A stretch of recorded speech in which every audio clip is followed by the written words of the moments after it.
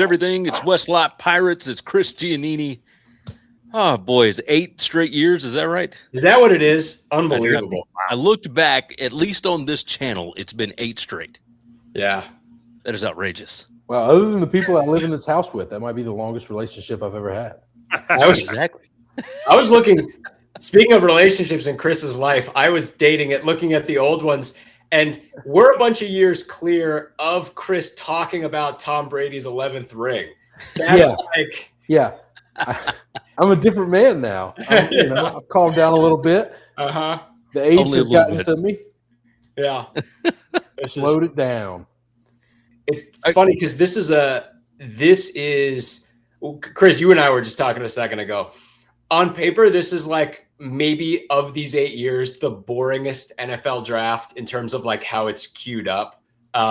Just in terms of like sizzle on the steak. Now that means something crazy might happen. That's what I'm waiting for. Like, I'm waiting for something weird. Something wild. The Ty Simpson craziness is going to happen at some point. It's not going to happen. It's not going to happen.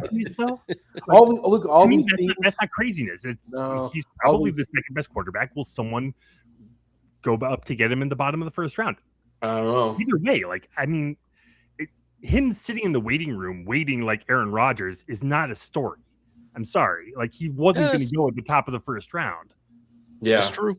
And they're going to cut to him like a million times, and they're going to make something out of it. This is a nothing burger. I'm sorry. Like, he'll go where he's supposed to go, and to think that like the fact that this is the narrative blows my mind. I say this as someone with absolutely zero stakes tonight. I just don't want him to be sitting there. The poor Alabama Crimson Tide. Downtrodden franchise. I just don't want to watch a sad moment for them. Just another sad moment for that poor franchise, Gary. So he's only got, unless somebody trades into the top, into the first round. You've got the Steelers at 21. And then Cardinals at 32. Yeah. So that's really your only 2 options if anybody was going to take him. If I really want to watch him die, the Browns could take him. Yeah, that's exactly what the Browns need is more quarterbacks in that just room. sit on the bench behind they do need a Watson. quarterback. They do need a quarterback. You say that like they have a quarterback. No, they just have a bunch of terrible quarterbacks. Yeah. The NFL this year. I'm sorry. The NFL would do anything. Whoa, Gary, what do you got? Gary's got a multicam experience going on here. That's high grade studio stuff going on there. I think. Oh gosh, the Raiders seem to have made a decision. I'm just can't wait to see what they're gonna do. So exciting. The NFL would give anything for the Steelers to take Simpson in Pittsburgh just for the pandemonium, but this is all about. So I'm going to ask you an honest question. Do you think he's the second best quarterback in this awful quarterback draft? I keep forgetting what's his name from Ole Miss is not in this draft, correct? No. Yeah. So to me, all the guys who would be second best stayed. So I'm So legitimately, what has he done that's better than Nussberger? Nussmeier? Yeah. Sure. I'm watching Ben Roethlisberger right now. Musburger. I was going to say Brent Musburger. Nothing better than that's Brent a different Musburger. That's my favorite Musburger. Northwestern's finest, right there. No, Roethlisberger. Nussmeier. What has he done better than him? Far be it for me to touch the third rail of getting in between this quarterback. No, you're welcome. I'm asking an honest question because what he did in 2024 is better than anything that Ty did last year. And he also played 2 years because Ty couldn't start over one of the worst quarterbacks I've ever seen in my life at Alabama. I guess we'll touch on that in a minute, but go ahead. I think I would probably take Nussmeier. It's close.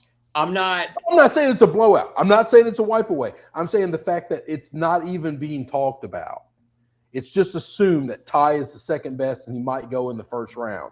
They're both third round guys. So that's ridiculous. That's insane.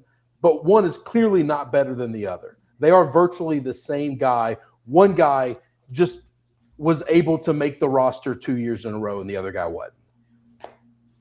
I have seen like mocks and tables that have Drew Aller listed as the third best quarterback in this draft.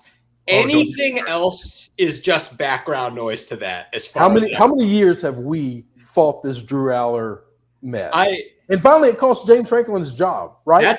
That's a mediocre college quarterback coming off of an injury. If he's the third best quarterback, I would take, if you're asking Nussmeier or Simpson over Drew Aller, I'll take those two guys, and then who else do you have to give me? Yeah, no, I would take my chances with Green from Arkansas. Just give me somebody real fast. Yes, I'm in with that. And Drew Aller doesn't need to be drafted by anybody. No, he will though. We've watched enough film to know he's not good at this. Wow, shocker of shockers. He had a Raiders hat ready. Yeah, come on now. It's still a sweet moment. You only get to hear your name called once. I know, but nobody's ever called my name like that. That's fair. There's I've had a couple. Here's what I hate. Like, I like this kid. I really like watching him, and now I hate him. Yeah, he's wearing silver and black. Yeah, I liked him, and then just all the lead up to, in the playoffs, all that. Then it became like, I'm kind of not in on this anymore. Like it's not as much fun, Well, yeah, when he beats your team by 60, that's not fun. Not even my team. Well, not even worried about my team. Just the overall, that fan base is something else, man. Like Indiana's? Yes. You haven't seen wild. You haven't been around them for the basketball times. John and I can tell some stories about Indiana basketball. They are close to Tennessee levels.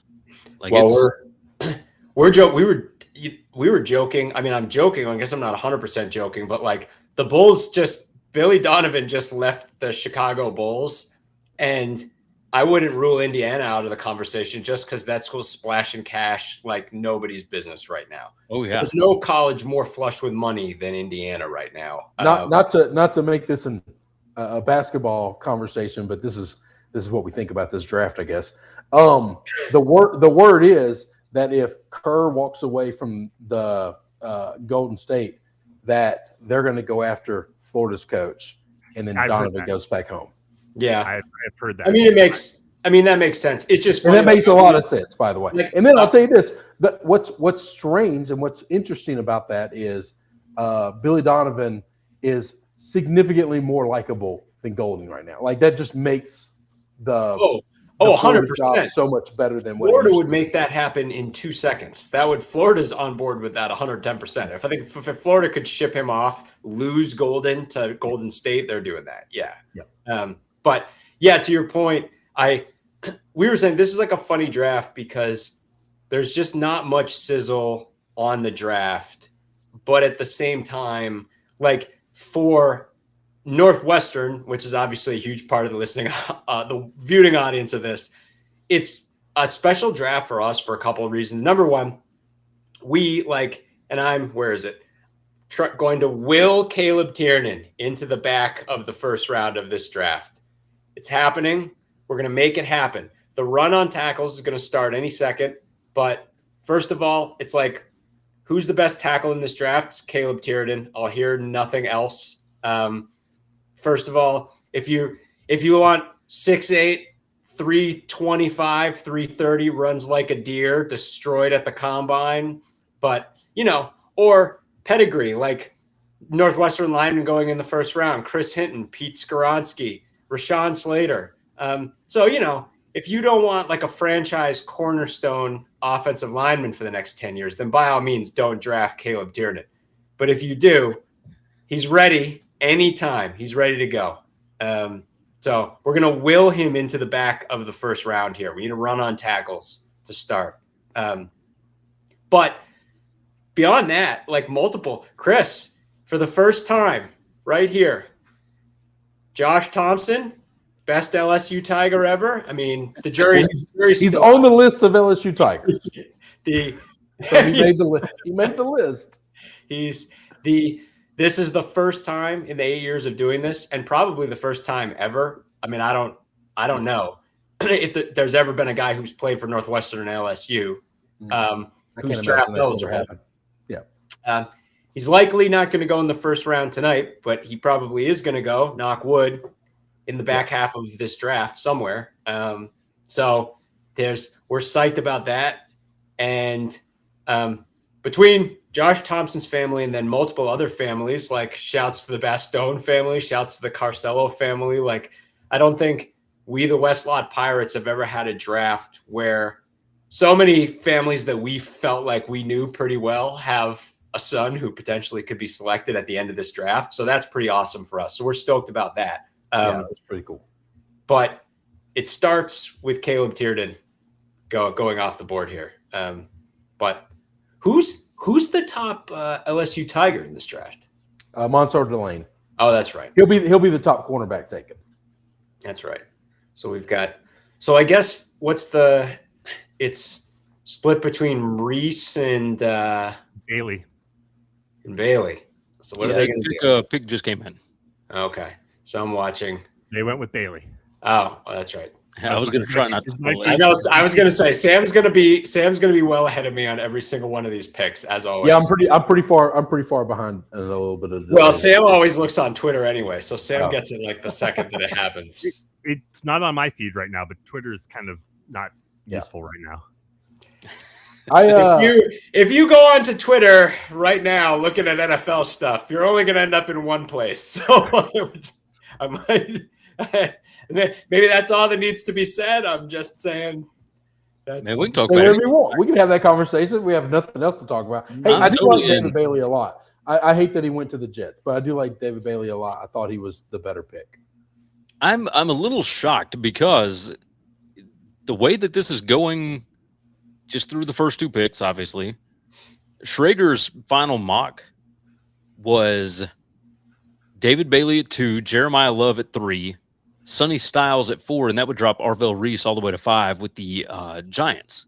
Yeah. Well, the other thing that to talk about too, it's so funny because I listened to Bill Simmons' thing with McShay earlier this week, and he actually literally said the exact thing that I was planning to say on this. So I'm just like, I guess I'm not stealing it because I was going to say it anyway, but which was literally, if 5 years from now, everyone goes to do a redraft, everyone's going to be like, well, Caleb Downs is obviously a multiple-time All-Pro, so like redraft him at like 2 in your redraft, but you can't do that. It's like everyone knows that right now. It's just the value of the position. Same with Love. It's just so weird. Like everyone knows those are 2 of the 3 best guys in this draft.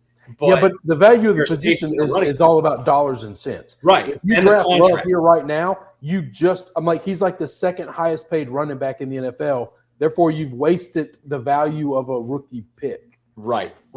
It's like it's like these weird dollars and cents things where it's like, I feel like if we go back 10 years, I'd be screaming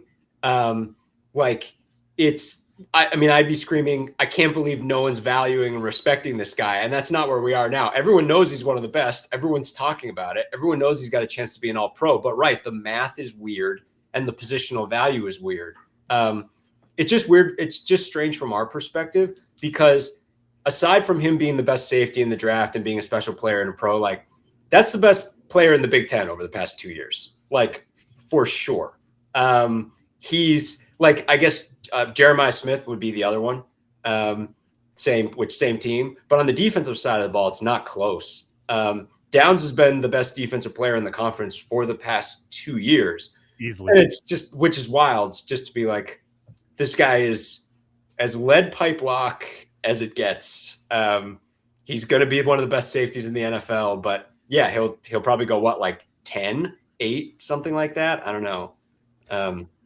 I've got a question, and I want to throw this out to you guys. In this whole like Big Ten versus SEC thing that's kind of going on, which conference gets more first-round picks this year, Big Ten or SEC? The SEC. I don't think it's going to be close. I don't even. I don't know. I mean, I'm going on historical data. If the Big Ten takes it, it'll be the first time they've taken it since we've been doing this draft. Yeah, I mean, the history is there. The Big Ten has been better the past few years. No, the Big Ten has as opposed to how the Big Ten has been lately. The Big Ten has 3 teams at the top that are really, really, really good, and they may be better than every SEC team there. After that, you go pretty damn far before the next Big Ten team hits.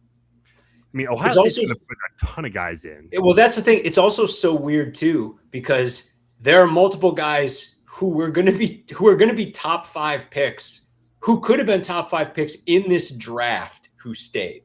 Right, yeah, Smith is maybe the best wide receiver in this draft if he comes out. Moore is going to be a top 3 guy next year. It's just bizarre. It's just like the bizarre state of how things work now. It's the same thing with Bailey and Texas Tech. Like all of a sudden, Texas Tech is this massive financial player throwing money everywhere into every sport. Like there's no way I feel like they have a guy like that 5 years ago. It's just strange how much, and maybe this is just because as I have this on the brain because as we currently sit here with Northwestern, like we have 10 guys currently inked to be on our basketball team next year, and 2 of those guys played high major minutes this season. We are very much trying to figure out how to make the dollars and cents work right now. And we're making it work by importing a ton of guys from small conference schools, but it's like it's a new era. All right, Traeger in his final mock. Let's see, you got to go all the way to 9 before you get your first SEC team. Okay. All right, and there's 8 total SEC. That's what I was doing, was counting. So 8 SEC in the first round, and the Big Ten would have, let's see, 1, 2, 3, 4, 5 in the first 8. All Ohio State. Let's see, a lot of Miami, except for 6, Raiders, 7, 8, 9, 10, 11.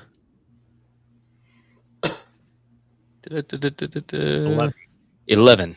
So 11 Big Ten to 8 SEC, just based on Schrager. Now, obviously, a lot of that can change. Sure, of course, and like something weird's going to happen. But that was my question going in. It's like you could, going in, the common theory would absolutely be, oh, it's SEC. It always has been. But like, I wonder now, especially with USC, Oregon, I mean, Washington, those 3. Oh, they went with Love. Oh, wow. Trigger. Oh, that is. Trigger knows all. I mean, yeah, Arizona needed a running back, but like at 3, no, they don't. They don't. You can go find a running back. Yeah, I mean, you just find 3 one. is really like Saquon was what 4, 5, 6. It was 4. This is high. It's the same thing though. It's like everyone knows he's awesome. He's going to come. How much did Saquon help that Giants team? I mean, let's just honestly talk about it. Yeah. How much better were they with him? He was good. Don't get me wrong. He was really good. But the rest of the team sucked, so it didn't matter. Yeah. It doesn't equate to wins. No. The whole point of this thing is trying to win the game, not winning fantasy football. Yeah. Yeah. No, I mean, it's just fun. I mean, I guess it's Downs. This is not a knock on Love, by the way. Downs is probably happy. Maybe he's hoping. Also, I'll tell you this: I've got a theory. I think if I was a guy like Love, if I'm whoever like the big stud running back or whatever is next year, like I just tank the combine. I don't not go to the combine. I actually show up to the combine, and then I intentionally run slower. I intentionally I do all the performances, and I make a lot of mistakes. And then I get into the interview with the teams that I want to go draft with, and I just tell them, listen, do you trust me or not? This is what Dante Moore. I did that absolutely on purpose. This is what Dante Moore should have done. Because I don't want to end up in Arizona. Dante Moore should have come out and then be like, "Oh, but I can't throw. I got a knee thing. I'm gonna have surgery." Yeah. Oh, and then just lie. Just lie. Oh, that's dangerous. Yeah. the whole character thing then comes up, and that becomes, we're talking about the character of these football players. I know, and yet that becomes the conversation. It's ridiculous. It's stupid, but that's what happens. I hate it.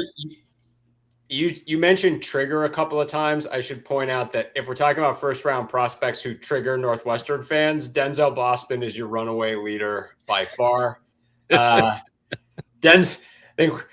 We all still twitch a little bit thinking about Denzel Boston last year out in Seattle. That was rough. I can imagine. It was that was rough times. that guy I would have him as a top 10 pick based on what he did to us. And that, that's not even including all the Ohio State guys. I mean, their defense was incredible.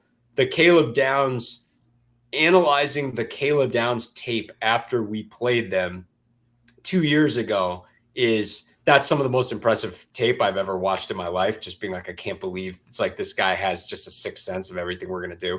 But Boston, that game was a triggering game for Northwestern fans in general, the Washington game last year. And Boston was a big part of that. He was something. Gary Gillen jumped in. Yeah. Big drop off for SEC as well. Typical Southern BS bias. The bowl game results. Yeah, bowl game results. Bowl game result. Wow. We're going to bowl games now. I got like 40 years of history, and you're going with bowl game results. Okay. Hey, let me tell you. Listen, I've said a lot of dumb stuff on this podcast before. All right. I'm going to tell you that's not the last dumb thing I've said. But I at least have historical data, and you're using bowl game results. This will be Gary making a weird argument that makes this sense. is all going to end with Gary and Chris kumbayaing over some smoked barbecue that you got damn right it is for us. Big Ten homers at a future game. Well, here's the thing. I'm not even like an SEC guy. I'm not one of the guys that says, yay, we're better than everybody else. I don't care. I hate half this league. And the other half I like because they hate the teams that I hate the most. That's all. Which teams? Any teams in particular that you hate? Yeah, the most? I really actually have a fondness for Tennessee and Auburn because they hate the same team I hate. I like Mississippi State because they hate Ole Miss as much as I hate Ole Miss. So I just have a fondness for, I think, and I tell my kids this all the time, you don't have to cheer for the people that I cheer for. That's okay. But you must hate the people I hate. That's all. That's all. That's all I'm trying to I think that's important principles to pass on to your children. You can find more in common with somebody through hatred than you can with fondness. Because if you don't love them as much as I love them, then we've got a problem.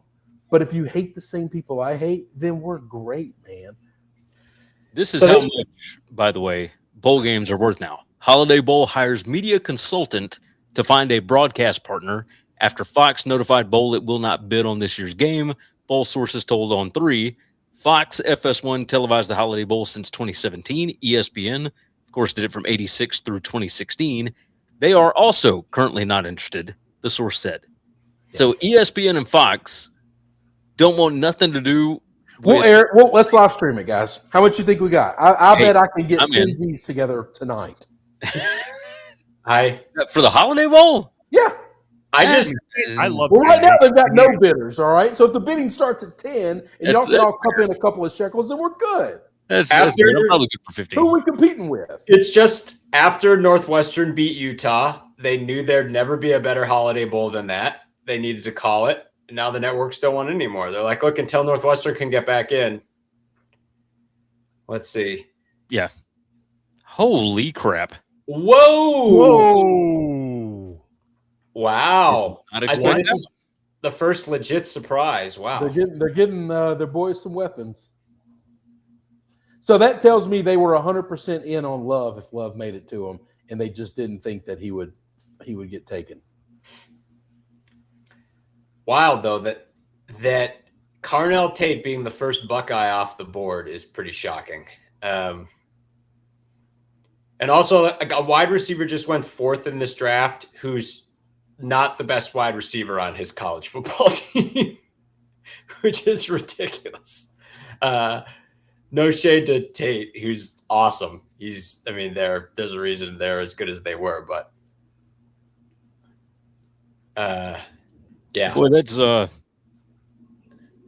don't know about I don't know about that one. Smith, you think? I mean, Tate could be better than Smith. It's true. You mean? Wait a minute.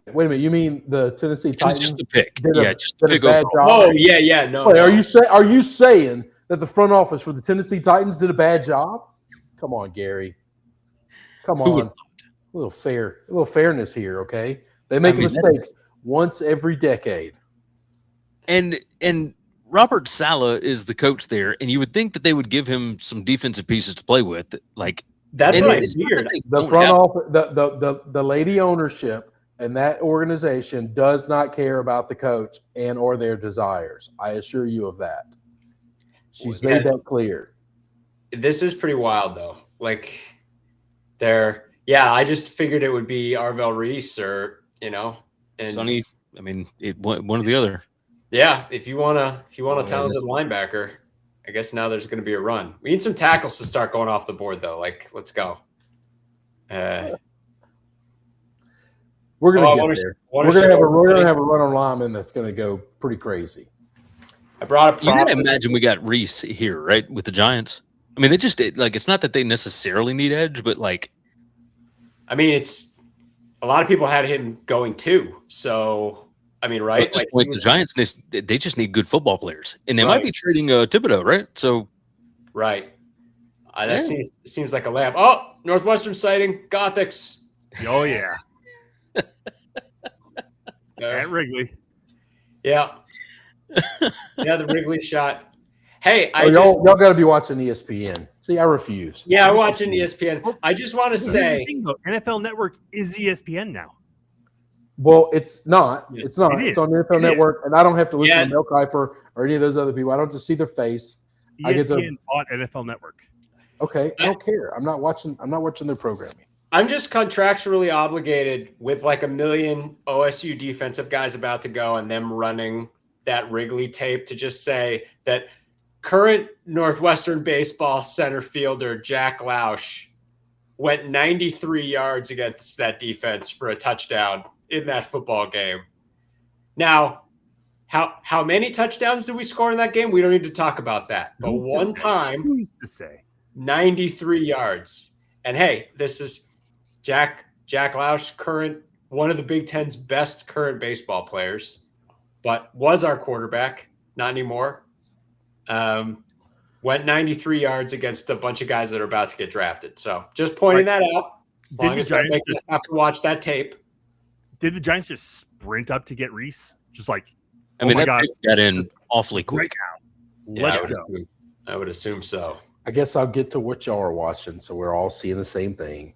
I didn't see a single Northwestern low light in that Tate film. So the lows can't be when the Gothics look that pretty. How lows can the lows truly be, Chris? I think when some of these defensive guys start going, I think we're going to see it. Listen, I think we're going to see it. Just wait. It'll get there. I hope not. Look good, but whew. Look, we had 3 offensive linemen starting. Well, actually, no, that's not even true. Well, that's a good question. Did Jackson Carcello start in the Wrigley game last year? Oh, I think he did. That was one of his first starts, I think. So we had 3 offensive linemen starting in that game who are hoping to get drafted tonight. Tiernan is the one, not tonight in this draft. Tiernan's the one who definitely will. And then Jackson Carcello at center. And then Josh Thompson was our right guard in that game. One of his, well, I don't know. He didn't play too many more games for Northwestern after that. I'm trying to remember where that was in our season. One to show everybody. I brought a prop. Few things more American than the NFL draft, but I have one of them. Apple pie. Okay. I'm in with that. You're just going to sit there next to a beautiful apple pie all night? Oh, it's getting broken into later. Don't you worry. Chris was like, "What? I'd already eaten half of them." That's happening. Yeah. Don't worry. Yeah, I'm on camera. The apple pie is getting torn into. All right. Are you waiting for it to cool down? Like, it's cooled down. It's been cooling on the windows still. no, we're enjoying it. So back in the days, half of my childhood was watching movies and shows where old ladies had pies.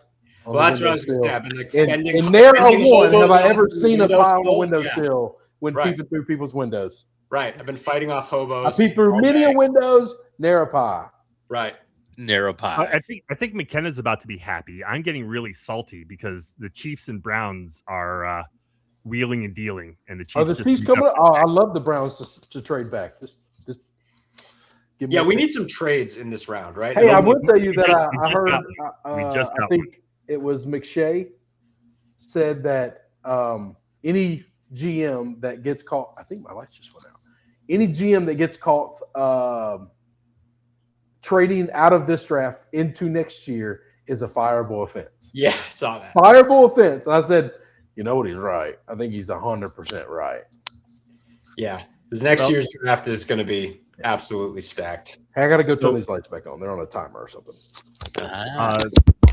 Chiefs get number 6. Browns get number 9, 74, and 148.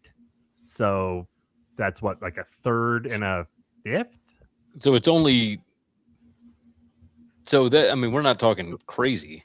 No, it's move up from 9 to 6 for a third and a fifth. I think that's a fifth. Hey, there we go. Oh, I miss Scuzz coming on. What's up, buddy? There he is. How's it going, guys? Can you hear me? No, you can't hear me, can you? Oh, we hear you perfect. Yeah, we can hear you. Oh, outstanding. Yeah, we got you. All right, so Sam, the trade is only for this year picks, right? Correct. Yeah, I mean it's just 3 spots. You can't give up a next year first to go up 3 spots unless you're an idiot. Scuzz has actually been here the whole time, but they didn't get his card in until right now. So Scuzz is actually. My family is watching this upstairs for the first time in recorded history, and I don't know what's happening. And it might be because Jeremiah Lovett went number 3, and they were all cheering, and it might be because I've created a monster. So either way. Either way, indeed. Also, how are we not talking about the fact that a receiver went number 4? What the hell is happening? A running back went number 3. A receiver went number 4. This is like the best offensive line and defensive draft we've ever seen. And all of a sudden, we're going to take skill guys way up here. So do we think there can be an early run on wide receivers? I'm really happy that we took Jalen Waddle at 30. Yeah. So this has to be Reese, right? I assume. Yeah. Yes. Okay. So is Cleveland thinking Styles then? No, Cleveland just traded down to Kansas City. Oh, they traded down. So is Kansas City thinking Styles? Because it has to be someone you didn't think was going to be here, right? So that's why I was thinking Styles. That they're like, oh, we could get it. Or they want to get ahead of the Giants and get Downs. Oh, they were already ahead of the Giants. Never mind. That doesn't make sense. I had to double check. And yeah, I had a bet in on Arvell Reese plus 1,500 to be the 5th pick. Oh. Hey, attaboy. So that paid out pretty well. Why don't you brag about it a little bit, huh? I thought it was Gary's buying the beer next time. We like to announce no way. Next year's we live can put that money towards going to buy the Holiday Bowl. Next year's live draft show will now be in a suite in Las Vegas, paid for by Gary Seeger. We're going to use it wisely, and we're going to buy the stuff. Holiday Bowl. Oh yeah. This is wild. Who is it? I was trying to remember when we played Ohio State. It was either Reese or Styles or both have only started for 1 year. Maybe it was just Styles. I think Styles has only been 1 year. Okay, so Styles was 1 year. So Reese did start against us when Jack Lausch went 93 yards. And who can really remember what happened the rest of that game other than that? But can't get the boy a hat that fits. Come on. Yeah. Disappointing. This is All right, so McKinnon jumps in. They should have been able to get Bain at 9, though. I don't know why they would need to trade up with the Browns to get Bain. I don't either. Like, I think you could still get it. Well, I guess it would depend on what Cleveland or Washington or whatever. Like, if you got intel, I'll be right back. take it. Da-da-da. Let me back in. Hi. There we go. Sorry about that. We had a feline incident on our comforter. A feline incident. And now the studio, aka laundry room, is being used for dual purposes tonight. That's wonderful. If the washing machine gets too loud, I might have to turn it off. But we're gonna see if we can. I think you got noise canceling on the. We can't hear anything right now. So great. It's a quiet washing. It's a quiet washing machine, so we're good. Can I bring on a special guest for some brief commentary on Jeremiah Love? Come on. Yeah. We'll be able to hear him? There we go. There we go. You can talk, Rob. Hi. What's Hey, up, buddy? what's happening? There we go. What's your favorite pick so far? Jeremiah Love all the way. And you're happy that he went to Arizona? Kind of. Okay. All right. Hey, Arizona's a beautiful place. Why not? It gets hot. Mm-hmm. Not going to be with Kyler Murray anymore, right? Yeah. Who's going to be the Cardinals quarterback this year? Does anybody know? Brissett. Brissett? Yep. He's I the don't only know. one there right now, isn't he? Robbie, will you be this excited when Caleb Tiernan gets drafted later this first round? I don't know. Northwestern's finest. Mm-hmm. Yep. That's leading the witness. I know. Leading the witness. It's dual loyalties. This is going to be. Robbie's got to be. Northwestern's got about 10 years to put together a D1 hockey program so that Robbie can come be on it. He's going to be Northwestern hockey player. Otherwise, we're going to lose him to the Fighting Irish probably. Oh, He's the next great hockey player. Yeah. Who do you want the Vikings to take? I don't know really. I haven't paid a lot of attention except for Jeremiah Love and Mendoza. Yeah, Mendoza. he was awesome too. Mm-hmm. We're having Brother's going to be even better at Georgia Tech. Yeah. yeah. That's I don't know. Fernando's going to be all. Yeah. This is all going to be exciting. We're going to timestamp this for when we got a Big Ten hockey player in a couple of years. We're all going to look back, be like, Oh wow, Chris, right. I think you're going to be happy here. Yeah. Yep. oh, what? Mansour Delane. Oh, Had a boy. And had to trade up to get him. I'm not a big Chiefs guy, but wow. that's all right. Oh, Did don't let Washington McKinnon hear that. This is going to I'm start a not- run on it. This is going to start a run on LSU Tigers. Josh Thompson, next pick. Let's go. No, I think we're done for the night. No, I think we're done.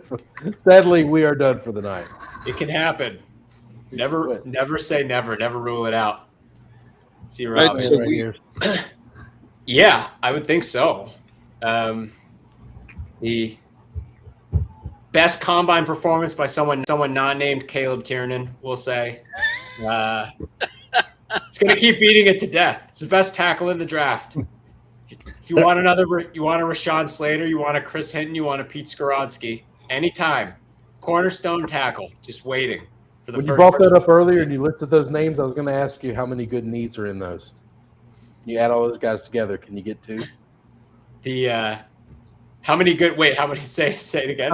How many good needs we got there? Because Oh, I don't- he missed like all last year. Slater missed all last year. Yeah. How many we got? Skoronski's. They'll be back. They're gonna be back with a vengeance. Between the three, you probably got two good ones. Yeah. Yeah. Thanks for entertaining that, boys. That was fun. No, dude, that's awesome. Of course. He had a lot more to say before I put the headset on his head. Oh, But that's the way it goes. He got shy. Come on. We need to get as many. We'll have to rotate as many children onto this thing as we can today. We just got to coach him up a little bit. That's all right. I think you did good. Danny's big hockey player. You got to get the reps in. Yeah, 100%. 100%. Little screen time. Mm-hmm. Be the next Rizzler. McKinnon. So McKinnon mentioned the Chiefs beat writers. We should give a shout out to Chicago Bears beat writer Kevin Fishbane, who was on the pod. That was an awesome podcast earlier. Really, that was a really interesting listen. Who was listening to? So maybe he'll check in with us at some point before, in his own words, the Bears pick, and then he blacks out for the next 3 hours, which is what happens to a beat writer when your team makes a first-round draft pick. He's probably going to do the full car wash tonight, and especially with it being as late as Bears are at 25, so that's late, right? And then, he's not going to get out of Hallis Hall until 2-3 a.m. Oh, I'm sure. I'll probably just pitch in tents there tonight. Yeah.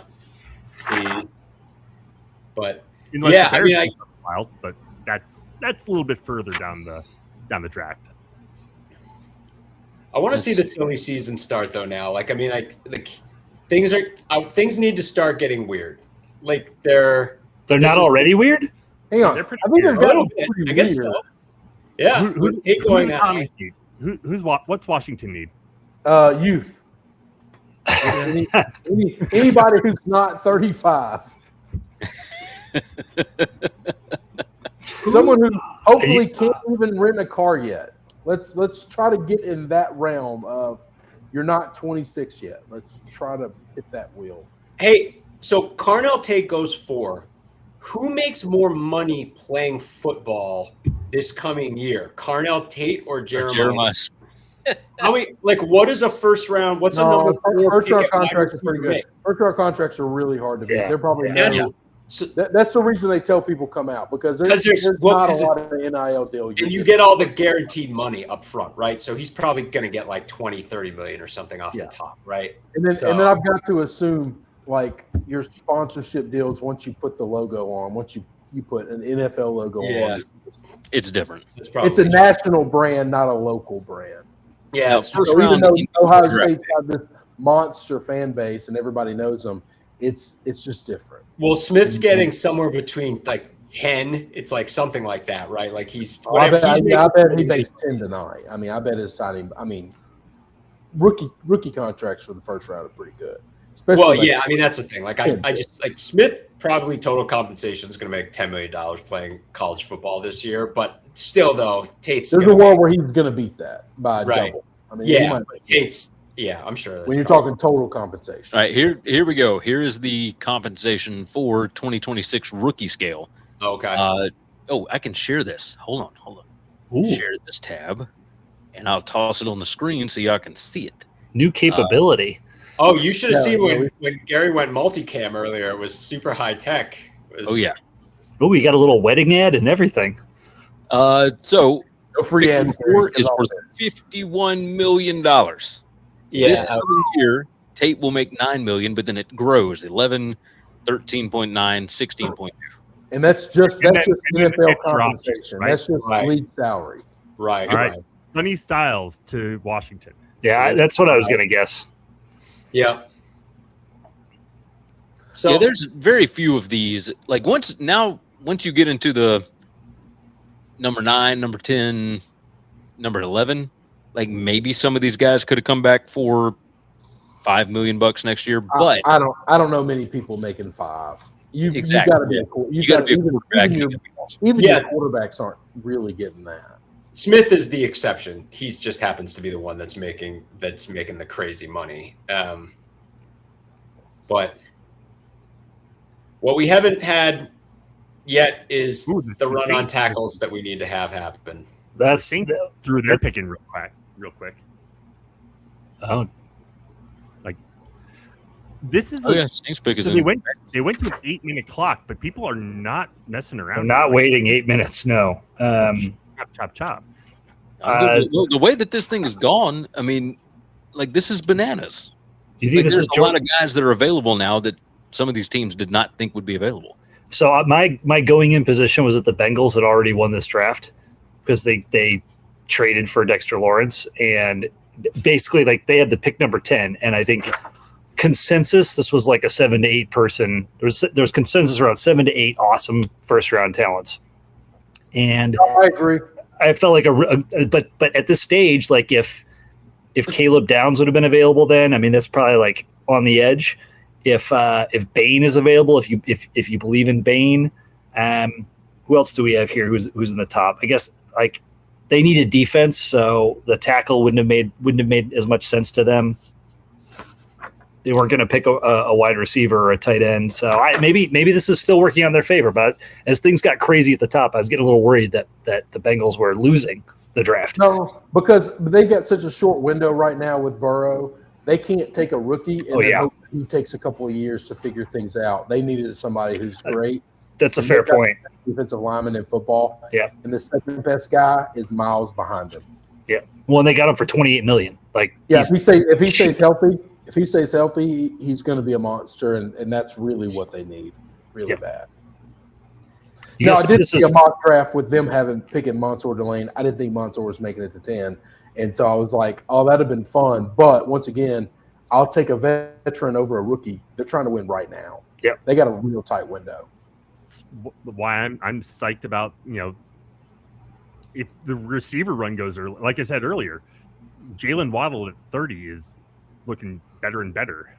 I mean, I'm not a huge Waddle guy, but at the same time, I was looking at like the receivers in this draft and then the receivers from like last year's draft. There's not many of them I would take over Waddle, straight up.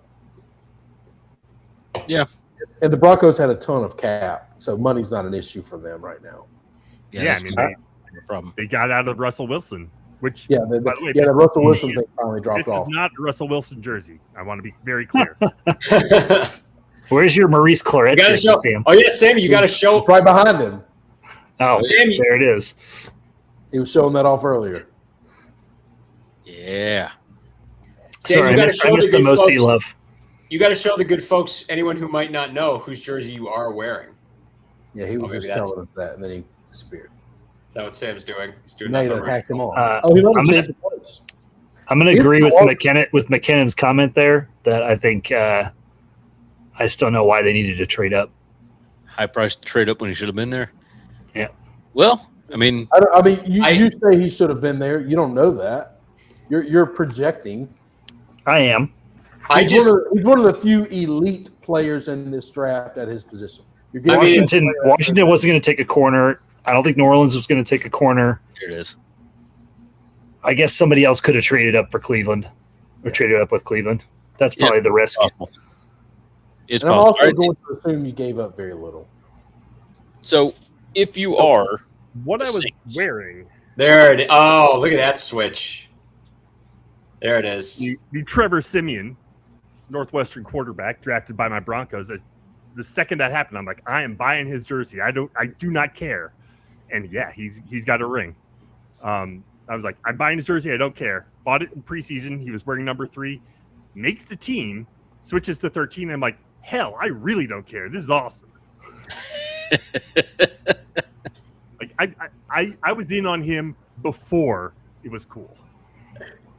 And then he's the starter the year after the Broncos won he's the starter right after Peyton Manning. That's not bad. It's not too bad. And Trevor Siemian he's still in the league. Like he's bopping around and making bank as a backup. I love it. At dinner, my kids were like, "How's Riley Leonard doing?" And I was like, "Well, Riley Leonard is not playing, but Riley Leonard's got a pretty damn good life. Backup QB is about as good as it gets." Yeah. Oh yeah. You got that right. Hey, Trevor, I guess backup QB when there's no expectation for you to ever play. We're slow right now. We got the whole gang here. I want to go back to the conversation of the Big Ten versus the SEC. I think now that I'm here for it. That I like in the SEC, I think there are far more teams in the Big Ten that I actually like. So to say that, like, because my team is in the SEC, I hate all of the rest of them, but a few. I agree. But like, I really like. I've liked Oregon since the Chip Kelly days. I was a Chip Kelly truther back in the day. I'm a Northwestern. You welcome all Chip Kelly truthers. Yeah, I'm a Northwestern guy through and through. I want my girls to go there. I take them there all the time to walk around to visit. We love it. So I'm in on the. I see where everybody's getting frustrated and probably sick of the Indiana stuff, but Kirk Cignetti might be the most likable coach I've ever seen in my life. Like, oh yeah, I don't know how you're not in the tank for that guy. I don't know how you're not just what he was able to do. People talk about it and have never seen it happen. And he came in, he beat all the blue bloods. He broke the wheel that just ran college football for 20, 30 years. Well, there's a broader narrative, and I'm guilty of it as well because I've been talking about it in a couple different spots. But Big Ten wins the football championship. They win field hockey. They win men's and women's basketball. UCLA, but there's a real recency bias to this narrative. Like the Big Ten's won in a long time, folks. Let's see what happens next year before we get all bent out of shape. Well, they won 3 football championships, which is what pulls the card of everything else. And that's fine. But my issue is you've got 3 or 4 good teams, and then it's just garbage, man. It's garbage. And the SEC allowed them to bully them into 9 games because they knew 9 games in the SEC on an SEC schedule. They ain't no Rutgers in the SEC. All right. I know Mississippi State and Kentucky have been bad for a long time. They beat the hell out of Vanderbilt won 10 games last year. Yeah, they beat the hell out of like 8 of your schools. So we're not playing the same sport for the most part. And those are the only 2 teams that are bad. Everybody else is really competitive and could beat anybody. When Kentucky now is putting up all kind of it's yet to be seen, but yeah, they look like they're going in the right direction. Yep. I mean, who knows? All right, that is surprising. Oh, wow. I don't get this draft. Don't make no sense to me, boys. Saints is crazy. They always are. I mean, I think you can fold this into like the Browns pick 2. I just think, wow, Tyson, huh? Yeah, Tyson. Gordon Tyson. I just think that everyone – I think there's this general attitude with this draft of, like, who really cares with this draft. I think people just, like, throw your darts. We're all looking to next year, like, which – but at this point, Downs is down. Is down. I'm down for – I mean, he's got to be number 1 with a bullet. I mean, Does he go to Cleveland? The Brownies need No, you got Graham Delpit. Yeah, so he probably falls. I mean, a lot of people had him going to the Giants at 10. So, but in a draft where you cannot peg too many guys as all pros, Downs. Can we trade this pick? Somebody come up and get Downs. Let's trade this one too. Let's just keep kicking it back. Yeah, picks on picks. Have you guys talked about Bain yet? No. Well, we did a little bit because of McKinnon. But very little though, very little. McKinnon Bain with the short hands, is that or short arms? Is that it? Yeah. I mean, a football player. Like I don't know. Like I think he's awesome. People get fixated on like this. I forget who I was listening to today, but they're talking about like he's got historically short arms or something, or it's a historical trend. I'm just like, but did you watch him destroy everything in the last 12 months? And at some point in the top 10, aren't you looking for an outlier to break the wheel, to use your phrase from earlier, Chris? Are you looking for that in the top 10? Or are you looking for that like once you get outside of the top 10? Like just short arms, but didn't you watch him destroy everyone? Draft Caleb Tiernan, you cowards. Short-armed maniac. I walked right into that.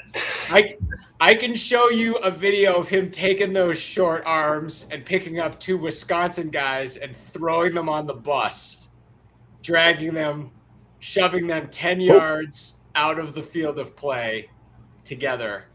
That's what he did with those short arms. Jordan's emotional.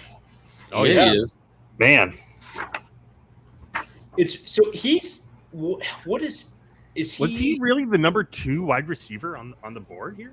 He was number 1 on a number of people's boards. Maybe. Well, yeah. He was number 1 on Nate Tice's board, and Nate Tice is like the one that I will put over all the others. I just enjoy his. I like his analysis and his rationale more than anyone else. I don't know why he had Tyson higher than Tate, but he did significantly. It's funny with the Big Ten SEC supremacy thing. I will say, like, on a related note, if you played outside of those 2 conferences, I did not watch you play a lot of football, and that applies to Jordan Tyson also. And to Ruben Bain. Yeah, but Bain had three of the most high profile games, or 4 of the most high profile games. You said that everyone's allowed a bad game. That game against Ole Miss, he completely disappeared. He made 0 tackles, 0 rushes. Completely got shut down by not the best offensive line in the world.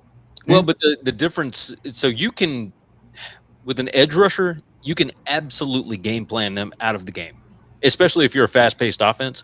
If you are constantly moving away from them, and you get rid of the ball very, very quickly, which is what Chambliss did.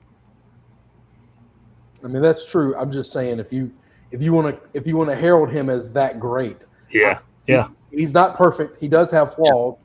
I want to know why he disappeared in that game. Boy, he looked good in the national championship game, though. No, he looked great. That's the only game that he looked bad in. But he looked really bad. Like, not a little bad, not a little off.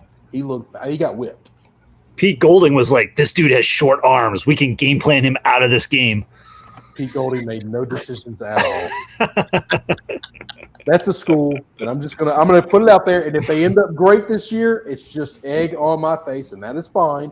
Once again, I'm accustomed to saying dumb things. That's okay. It was Charlie Weiss Jr. That's the one that decided that one. They hired a man who has never been interviewed for a head coaching job in his life. Ne'er an AD has ever said, "Hey, would you consider taking an interview for our job?" But happened. But wasn't it great? Wasn't it so entertaining? And shouldn't it be more? Don't be mad, Chris. It's fun. Yeah. I mean, this is the same. I'm not mad. I'm not mad. I'm confused by the heaping of praises on somebody who took over a team. I asked you guys this in our troop chat. I'll ask it now on this live cast. When Jim Harbaugh missed 6 games. First offensive lineman to Cleveland. Yep. All right, Chris, continue. Isn't he the short arm guy? No, he's not a short arm guy. He's not the short arm guy. He might be a short arm guy. He's not the short arm guy. Is this Maui? Yeah. This is the run. From Utah. But yeah, so like this concept that when Jim Harbaugh missed 6 games, and Sherrone Moore took over for him, not one person in the country said those were Sherrone Moore wins. Not one person said, "Oh, look how good of a coach he's going to be because of this." Nobody, everyone knew that's Jim Harbaugh's team. But Chris, this is a time-honored tradition in college football. Ken Dorsey won a Heisman for being a game manager QB on the most talented college football team in the history of the sport. I'll just add to, I don't think there's anyone at Michigan that's pointing to a win right now and saying that's a Sherrone win. I don't think there's a lot of that going around right now. Pump breaks. True. All right, so we'll talk about my Brownies for a minute. They needed offensive line help more than anybody other than Cincinnati. What is going on in the state of Ohio, where the offensive lines are just putrid? Ohio State hadn't really had a great one in a while. We've now broken the seal on offensive tackles. The next 10 picks are going to be tackles. Let's go. There we go. Knock them out. Giants have come in. This is Caleb Downs in a layup. If any of the conversation with it's wow. No, I can't. Hey, let's keep the run on tackles going. Let's go. Yeah, you were dead on. Let's go. How do you say the name? Maui Goa? Maui Goa? Maui Goa sounds good to me. I don't know. Well, that's something. Yeah, I think that's it. The interesting thing about Mauigoa is that he is a bit banged up. I think it's like a herniated disc. Oh, He's walking a little gingerly too. The thought is he's going to be fine. I don't think that's a pimp walk. I think. I don't know how heavy is that chain. That's I know not a where- chain, Isn't that the brother. Trouble Chief thing? Are those Yeah, the that's- puka that's shells? This is wood. Oh yeah. That's teak. That's not a chain, homie. If this is what we're doing right now, too, I'm pretty sure Caleb Tiernan's part Polynesian. So if we're doing a run on this, Tiernan, one of the lesser known Polynesian names. the Cowboys just traded up. Cowboys just moved up. Cowboys, let's go. They want Downs Oh, They want downs. I mean, or Bane. I Or thought Bane. the Cowboys were already at number 11. No, they were at 13. Oh, that's. Oh, so did they move up again? Oh, yeah. They were at 13. Hey, that's a pretty pimp jacket. I wish I was. That is- Polynesian so I could that wear is- something like that. That's pretty cool. I'm in. I'm in. So, Don't hug it too hard. You got so bad Dallas was at 12. So Dallas has traded. I never understand when teams trade up one pick. Again, unless somebody else was talking to Miami. It looks like they're keeping their 12th pick. it's No, Oh. they just switched it. Oh yeah, okay, all right. I'm on super delay. Okay. Yeah, I am. It too, had Chris. Dallas, and I was like, "Oh, damn! What they trade to get? They're just gonna take two back to back." I mean, we They were traded next year's pick. No, as a fireable fence, who do we fire? The guy we've been trying to fire for 20 years. Somebody couldn't get to Jerry's hand and pull it out of his hand yet, like they did with Johnny Football. Manziel. So it's funny if the Cowboys do take downs, we were all sitting here when the Cowboys last took a guy who unquestionably dominated the Big Ten in defense for multiple years, which was Micah Parsons, and they got Parsons late too. And Downs is not Parsons level, but because the position's not as valuable. But if Dallas steals Downs the way they stole Parsons, that's pretty wild. Well, that's something. Yeah. There. So That's the it. Giants with Reese and Mauigoa. It's a pretty Mauigoa. good start. That's a nice start. Yeah, this ain't terrible. Like, all right, so let's pull this thing back up and see what we're looking at. All right. So Jeremiah Love at 3, Carnell Tate at 4 to the Titans, Arvell Reese at 5 to the Giants, Delane to the Chiefs at 6, Sonny Styles at 7 to the Commanders, Jordan Tyson 8 to the Saints. Oh, we lost you, Gary. Yep. And we got the side view again. Yeah, we got the side view. He's got a multicam film going on here. He might not be able to see us. He Or can't hear us. hear. He can't hear that we've lost him. This is a fascinating glitch where suddenly we lose audio and then get the side of Gary's head. I don't know how this is. I keep waiting for him to do the whip pan to the new camera angle. Yeah. Some blue steel action. Yeah, exactly. All right, so Cowboys, what do they need? Defense. Yeah, pretty much every defensive position. I mean, it's like Downs at this point is ridiculous value. I mean, it's Absolutely. It's how much do you value safety? And I get that a lot of people don't. I mean, this is an all-pro safety. He's If you believe Bane was destined to fall, Downs is the last of the guys that was in that consensus right. top echelon. It's just funny, Scuzz, before you got on, we were just talking about that. Bill Simmons talking with McShay early this week said something like the exact same thing that the exact same point I was going to make, which is like 5 years from now, 10 years from now, people are going to do redrafts and they're going to put down super high because he's going to be like the all-pro player. But it's like everyone's aware of that now. So it's like and like Chris said, it's like you take a guy like that too high, you get locked into spending too much money for a safety. Yeah, it's just the the money doesn't work out. Money Yeah. and you can you can find guys in free agency, and so like replacement cost is a super important consideration too. Yeah, 100%. That's where the analytics have changed over drafting these guys. It's not that the game has changed. It's not that the sport has changed. It is just that the analytics of you have to look at building a roster all the way around. Yeah, you took a running back at 3, and now he's the second highest paid running back in the league. That's wild. You're right. I mean, it is wild that they did that, and I think Love is going to be awesome. But for a team that needed so much, but that's you take a running back when you don't have a lot of needs, right? Like when the Lions took Gibbs, I forget who made that comp this week that I was listening to. It was either Tice or Robert Mays, but that to me that a team that was close wanted to draft that player, and he was so good he was probably going to go to somebody in the top 5, and none of those teams are super close. But Arizona's a man. You weren't here when I was giving my idea to tank the combine.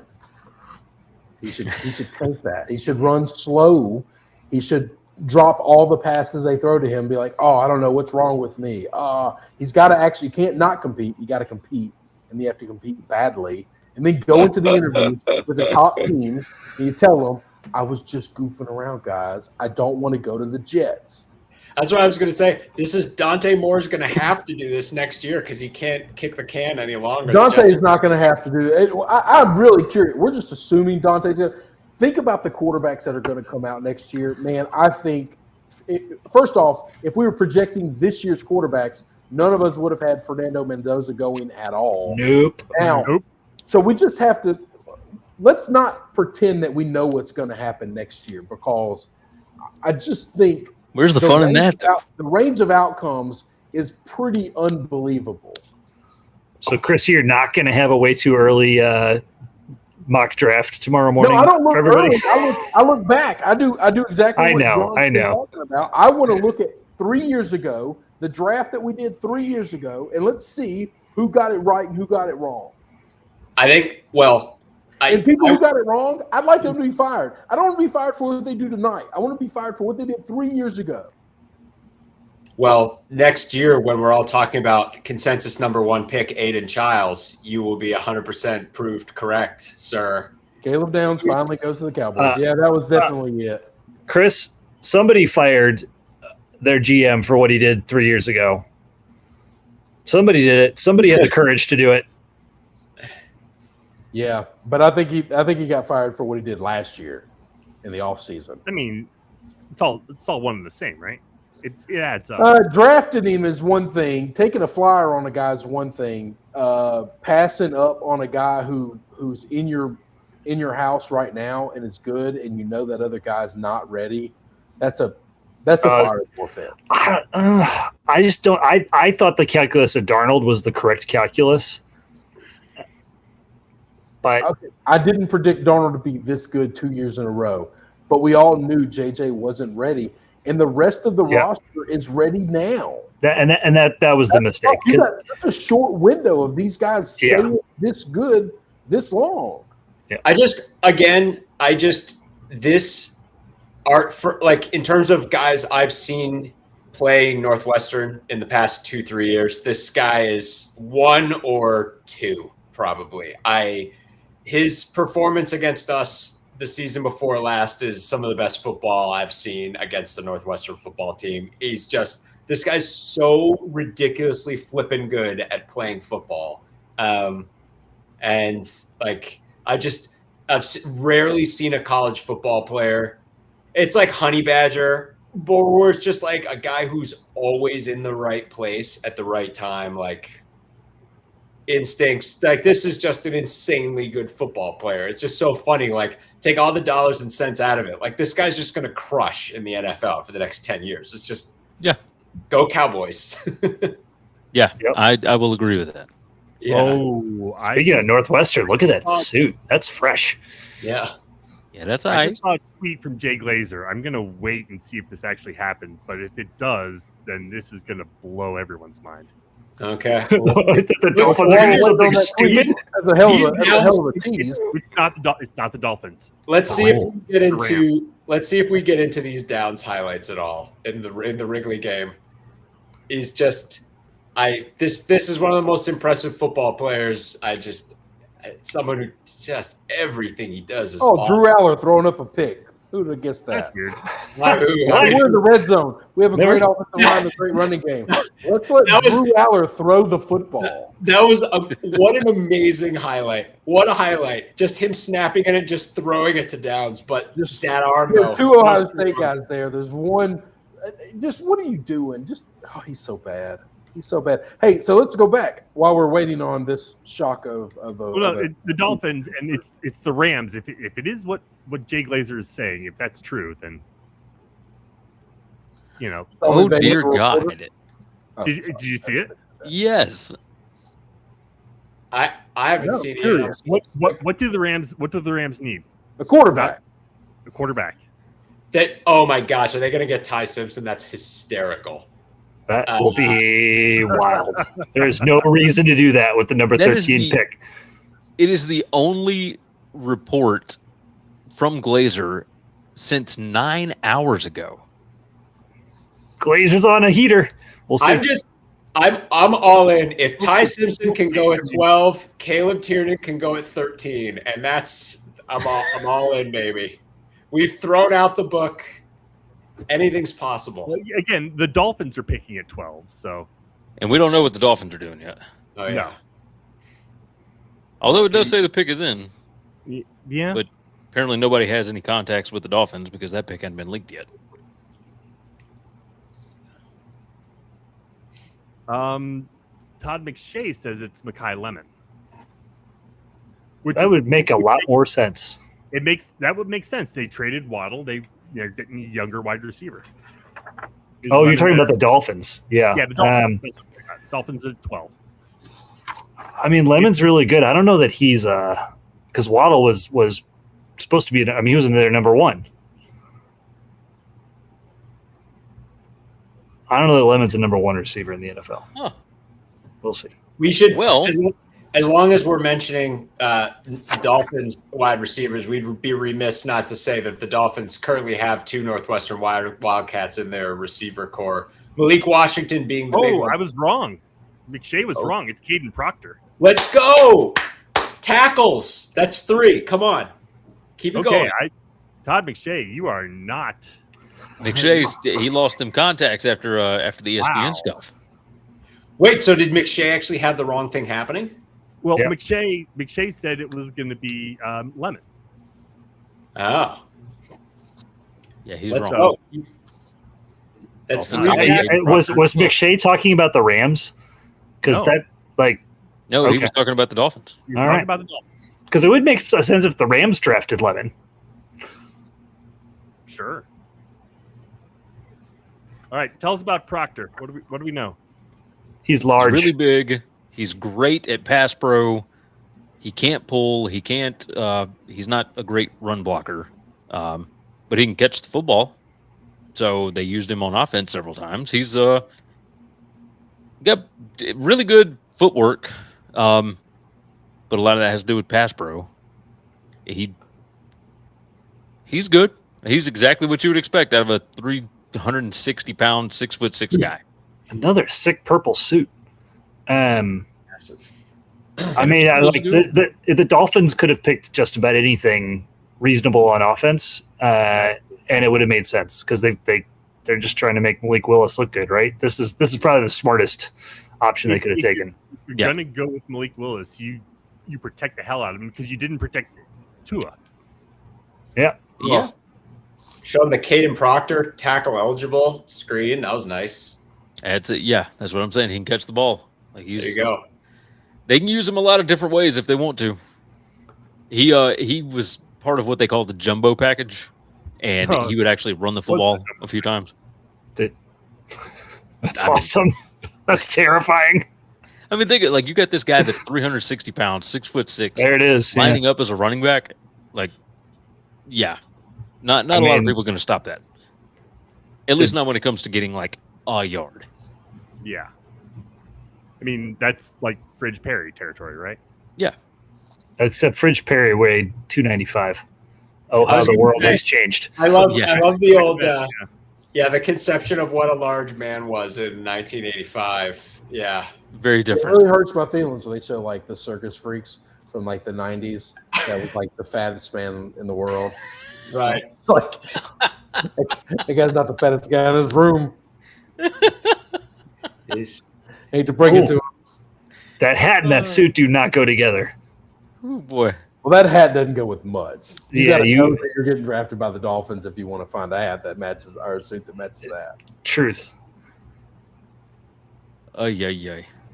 We're I'm gonna go refill the water. I'll be back. all right. While we're talking offensive line, we can get a few conversations. It's interesting. One of the things we benefited from, and Scuzz, we talked about this before you went on, but how that you were kind of uniquely privileged in this particular draft to know the families of a bunch of guys who are trying to get drafted in the back half of this draft. And we got to see Josh Thompson and I think with Josh Thompson, with Carmine Bastone, some of like the literature and stuff where you get to see like kind of the process and the way that like agents are putting together like fact sheets on guys and like sending those out to teams. And it was really cool to see. It's just cool to see the kind of like the ways that guys are highlighted. And just like one of the things with Thompson was really cool and to be reminded of is just like that guy started a lot of games in two different conferences and at guard and tackle, because he played tackle for us and then moved inside and played guard and then played guard for LSU. It's like cool. It's like 30, I think like 33 starts across like multiple major conferences. It's like pretty cool.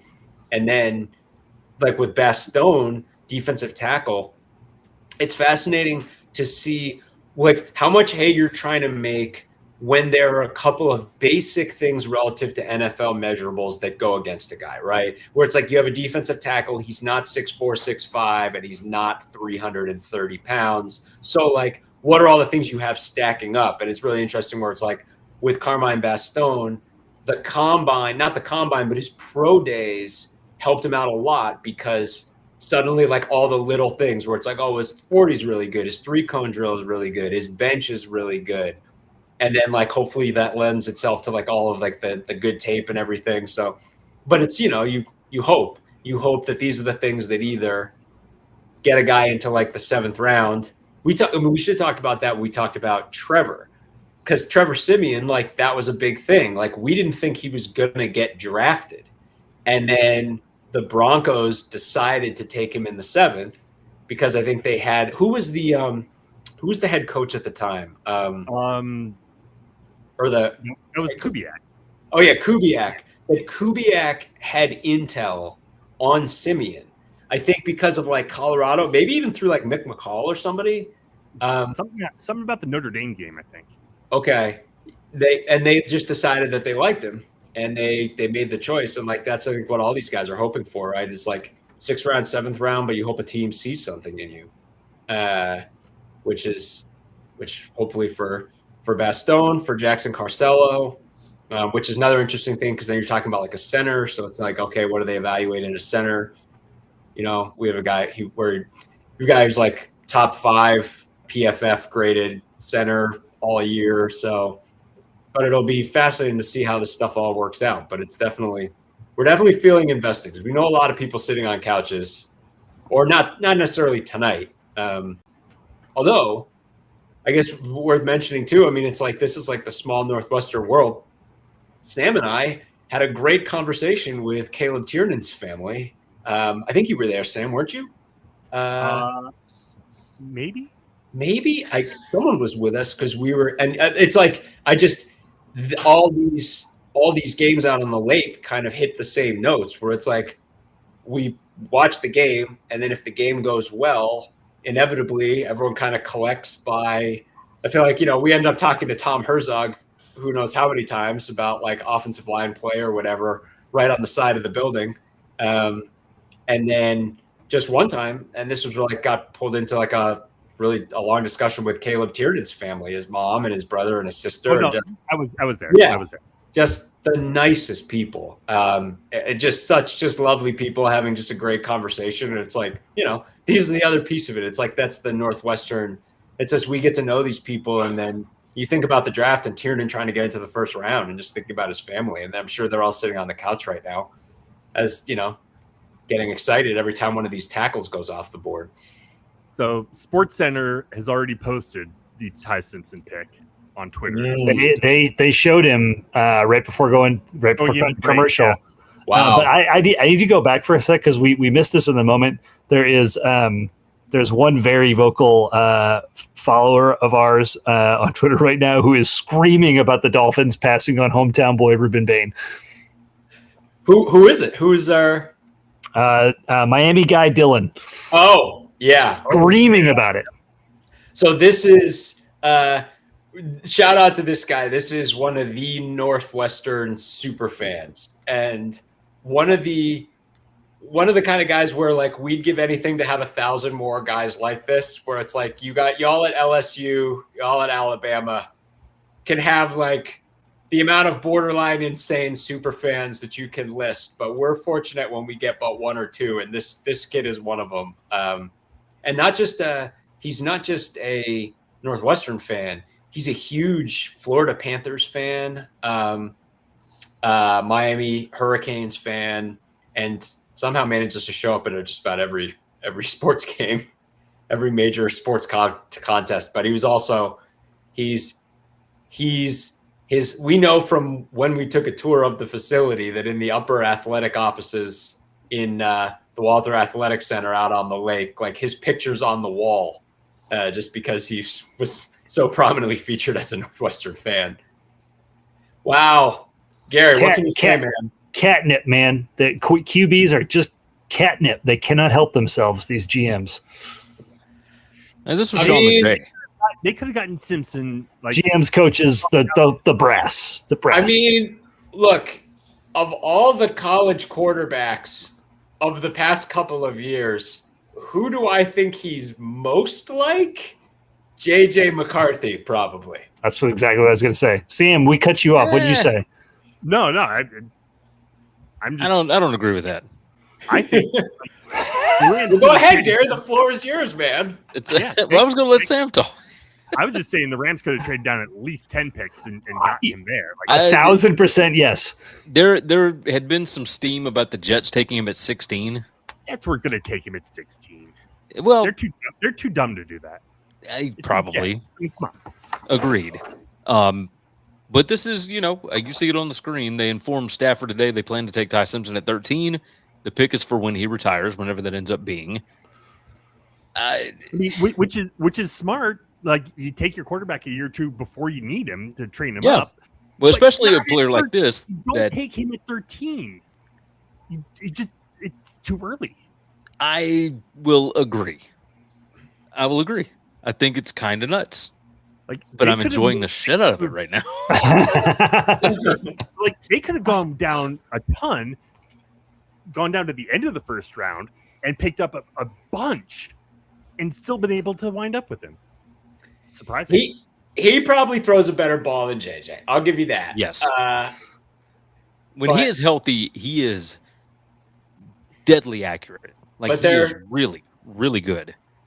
Surprised me this year. And let's, since the floor is mine, let me tackle something that Chris was bringing up earlier, saying that Simpson couldn't touch the field last year with one of the worst Alabama quarterbacks in history.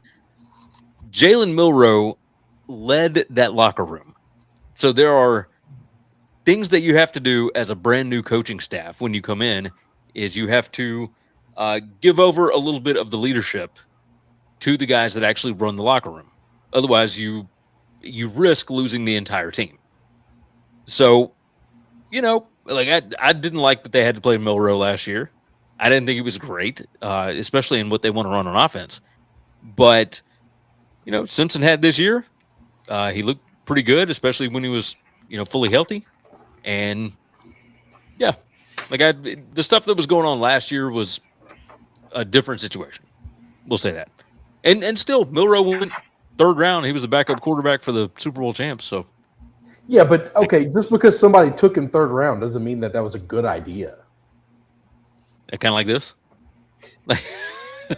I mean, this is a good. I mean, this is a good situation. I mean, my God, like this guy. What's weird is yes, it's wise to take the quarterback before you need the quarterback. The thing that's confusing is this is a team, we've talked about this earlier. They're in win right now mode. They could have taken Ruben Bain right now, and that defensive line would have been the best defensive line probably in the NFL. Or Lemon to boost the receiver core. Or they could have taken an offensive line. They need somebody who can start and play right now because they're trying to win this year. Win it all before Stafford goes away. And if they want to pick a QB to take over for Stafford, there's so many more QBs that will be available next year. And I assure you, all of these guys coming out next year, they're not all going to get drafted in the first round. They're just not. You're just going to have too many other players you're going to have needs of. Yeah, and the likelihood you could get someone equal to or better than Ty Simpson, I think is solid. I'm not trying to dunk on. No, I'm not. This is not me trying to take a shot at Ty. I promise you that. I took my shots earlier. That's fine. And he gets to go be mentored by a future Hall of Fame quarterback and not start. Now he gets to play under Sean McVay. So now he's gonna look off. Ioane to Baltimore. So the first guard taken.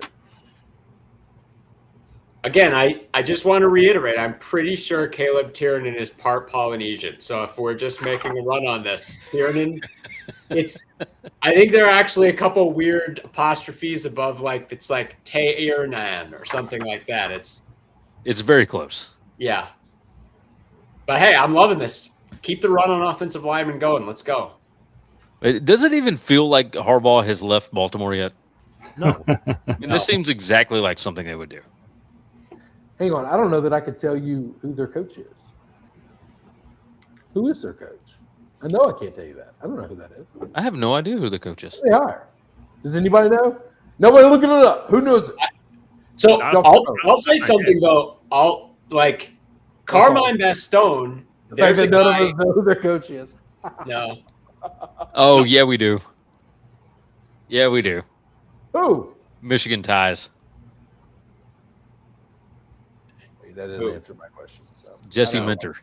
Oh, Minter. Oh yeah, Minter. We're just going to stay in the same Harbaugh vein. Yeah, we're going to get rid of John Harbaugh, and we're going to go take Jim Harbaugh's defensive coordinator, who also used to work for John Harbaugh.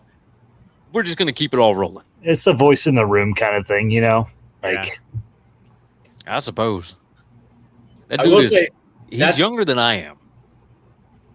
Well, that's wild.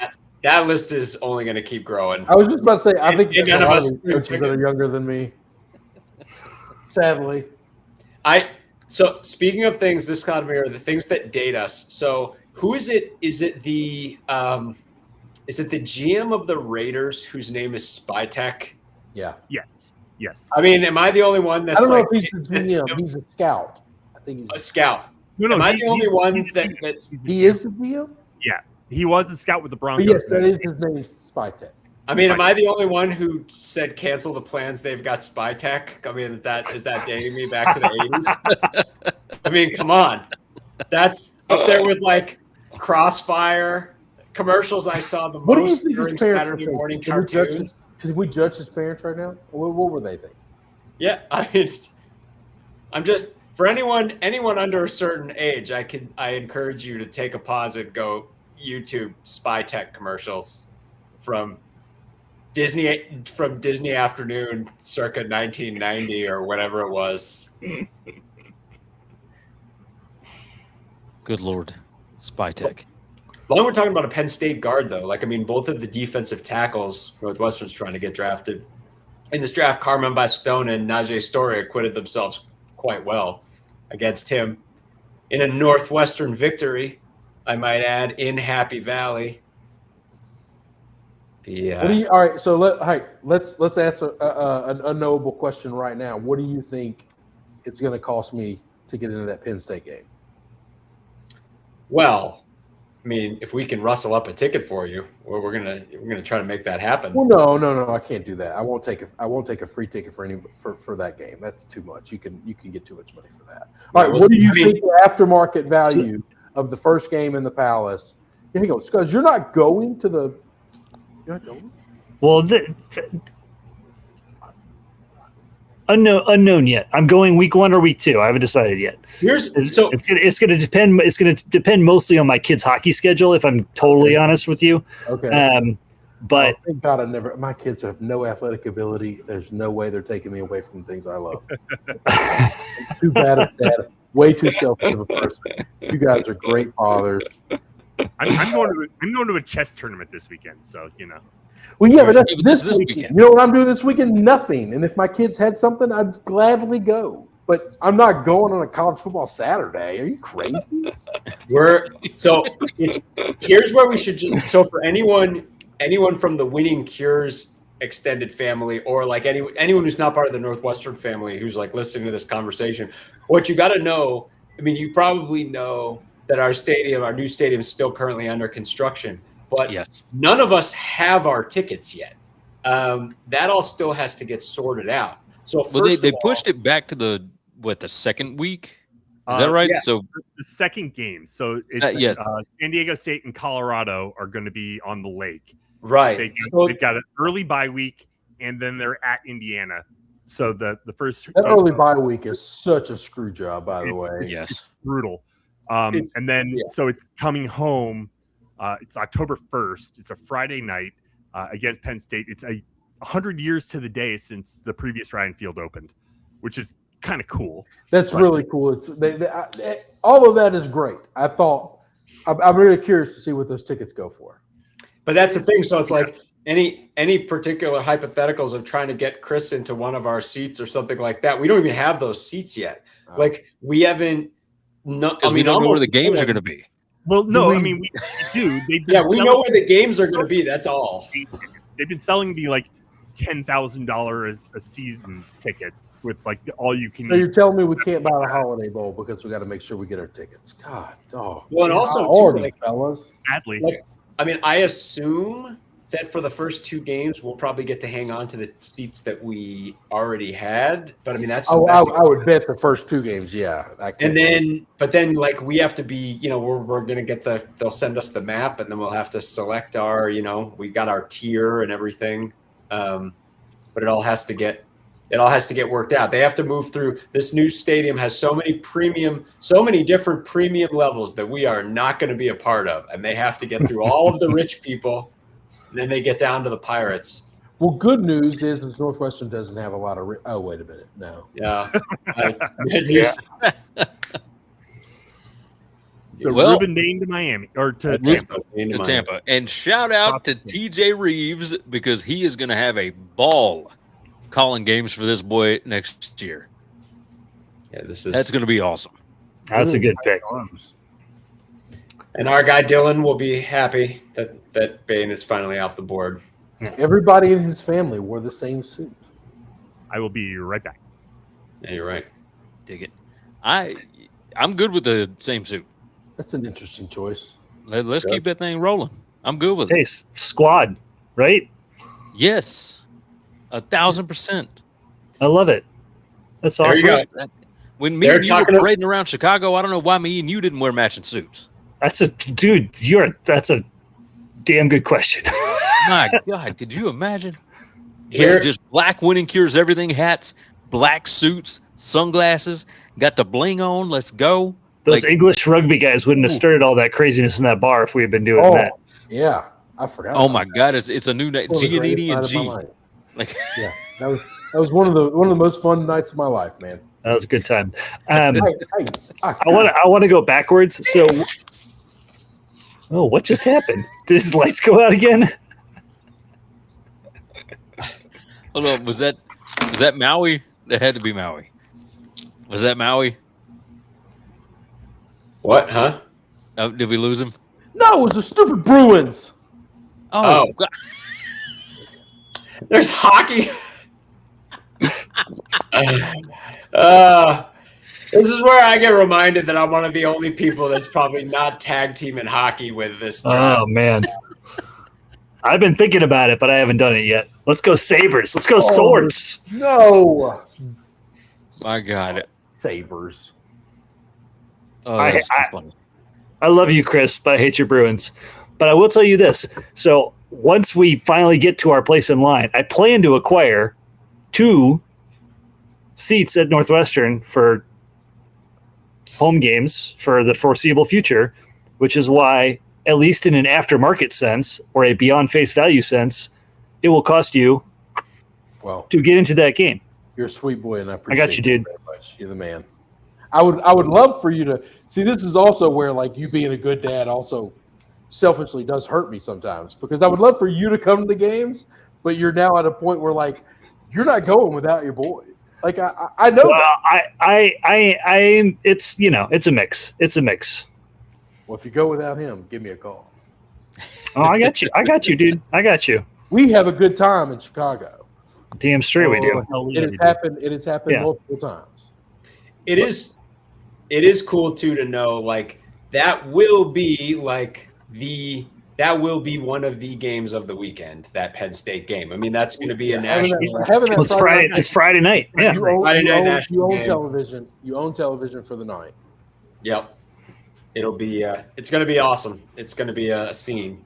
And we came up for a Friday night game the last time we were there. Yeah. Right? Ohio State game that we went to Friday night. 49-3 was that the final? Awful. 52. It was not 52. Great. Yeah. God damn it, Gary. I was gonna say I totally blacked out anything from a football standpoint that happened that day. I had to move seats because the guy wanted to fight me. Yeah, that's right. I remember that. Look, the best part about the night was the Irish pub after. I mean, it was fantastic. That was and the camaraderie. Yeah, that was the camaraderie. How about just the tailgate? The tailgate before was the best part of the entire experience. That was my first time to try mezcal. I liked it a lot. Yeah. Mm-hmm. Let's see. Friday, October 2nd. And yeah, we're looking at 35,000 seats as opposed to, what was it before? 50? It's 47. It is amazing to be reminded of how small it is. Like, it's, and the other thing too is it's not just 35,000. It's 35,000 good seats. They're all good seats. It's kind of like best of what. Listen, you got to phrase things, but as a guy who's used to coming up with clever ways of saying the word small and making it not sound so bad, they're intimate seats. It's an intimate environment. Yeah, it's an intimate experience. Exactly. Yes. Ooh, Jet's gonna jet. Make this one make sense. Exactly. Whoa. Like, don't get me wrong, Kenyon Sadiq is a hell of a football player, but that's high at for 16. end. I mean, is he the third pass catcher to be drafted? Yes. I'm just glad he's not going to be there at 18 because I worry that Kevin O'Connell would not be able to pass on him. Yeah. Especially because there's no GM in Minnesota to fight for the defense. O'Connell gets to make all his decisions. Yeah. It's like a cadre of assistant GMs to try and keep the coach from drafting an offensive player because it's not what we need. I mean, that is getting enraged for Thieneman. Shh. Sorry. I don't fully. I mean, I guess they're going to play him at wideout. Or like, I mean, not wideout, but they're a Kyle Pitts role. Yeah, they're expecting him to be a Kyle Pitts role. Yeah, that's what they're expecting. Let's hope it doesn't take him 4 years to have a meaningful game. And presumably the Jets, they have a ton of picks and everything else next year to go get a QB to stack up their lines through free agency, whatever. Like they're looking at 2027. I still don't know that this is the right choice, but who is trying to pick? Well, I mean, they're picking out Dante Moore targets, and who could be better than his current tight end? They're trying to sell Dante Moore. They could be trying to sell. Hey, man, we're not so bad. Yeah, Sam? Did you ask who the Jets QB is? Yeah, it's Geno Smith. Oh, Yeah, that's right. Geno. That's right. He's back. Oh man, I totally forgot about that. All right. Yeah, they weren't taking Ty Simpson with the number 16 pick. No. What the fuck are the Rams doing? All right, so Mekhi Lemon is next best available. Monroe Freeling from Georgia. Jermod McCoy from Tennessee. Freeling would make a tremendous amount of sense here for Detroit, I believe. Scuzz, how are you at safety? Because I mean, would you get Thieneman?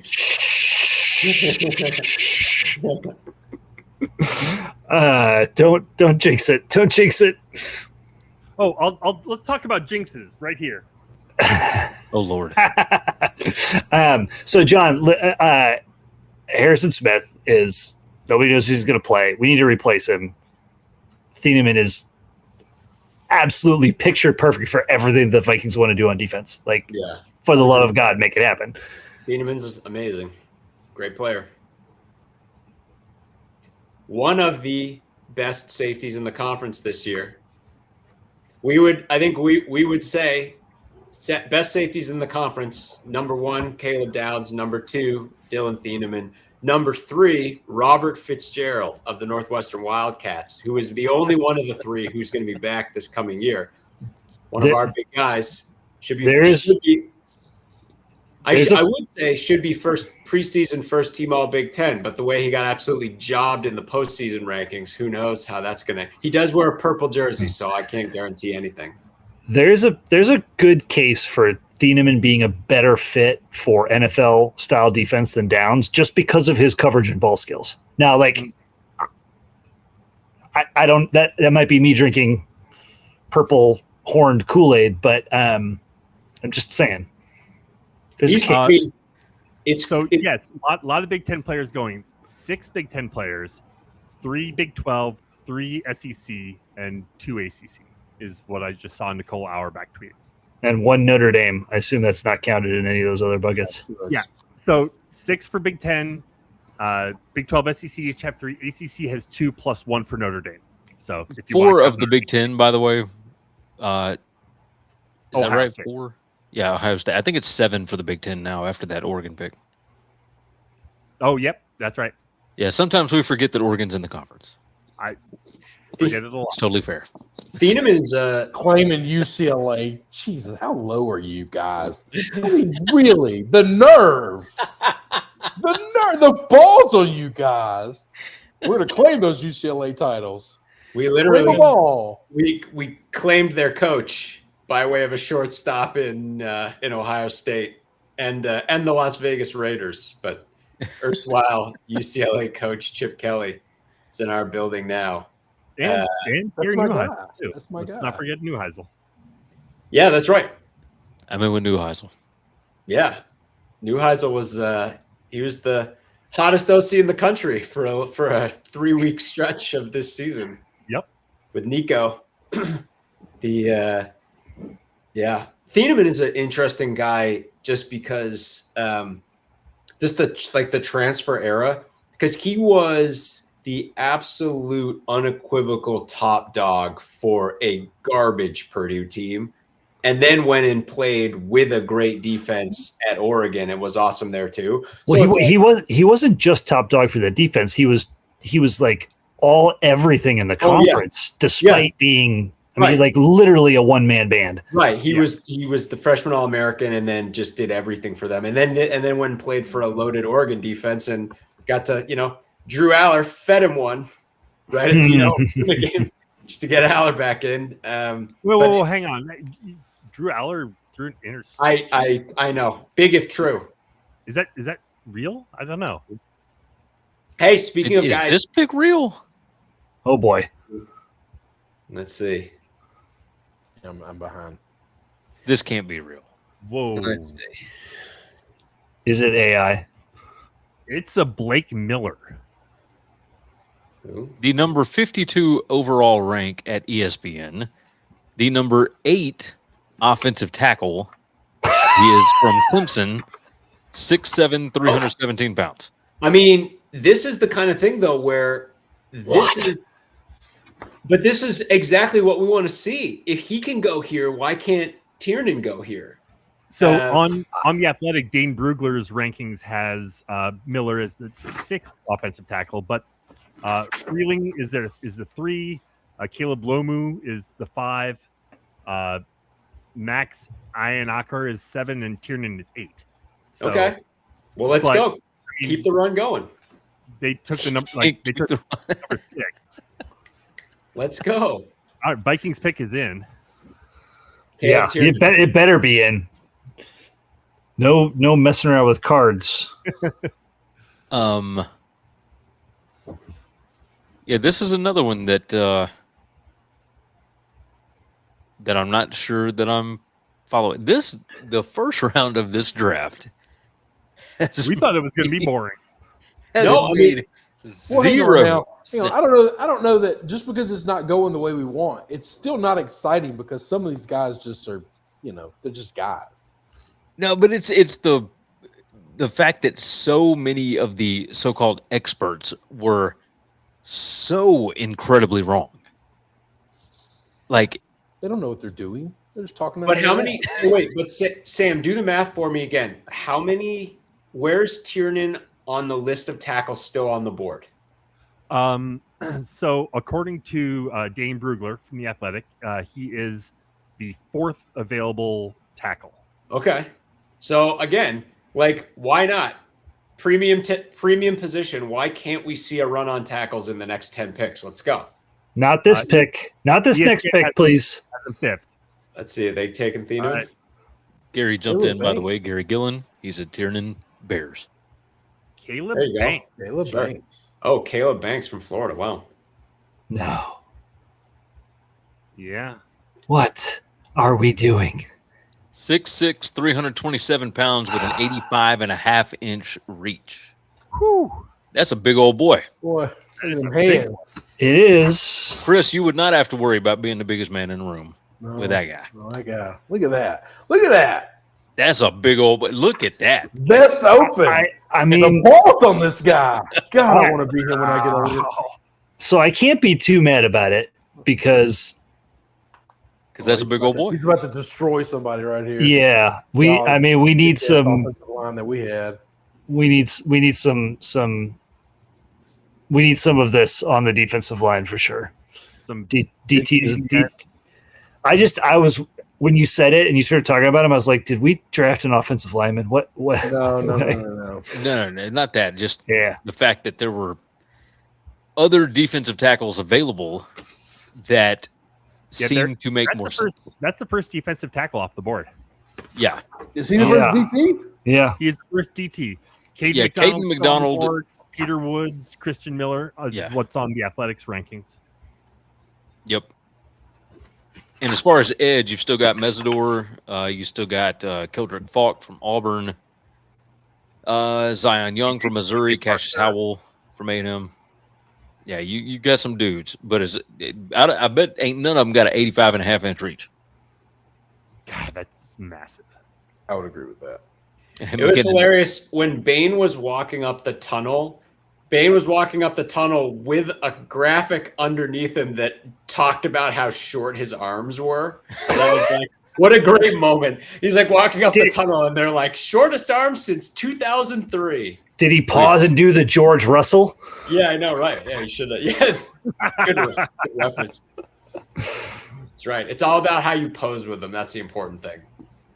Well, look, I mean, at this point in the draft, like I know I was all hyped on Thieneman, and I there's a little part of me that maybe they know that Harrison Smith is actually coming back for another year or something. But at this point in the draft, I do, and to I don't know, walk back the reaction to the Miller pick a little bit. Like you now you're picking for like guys you really believe in.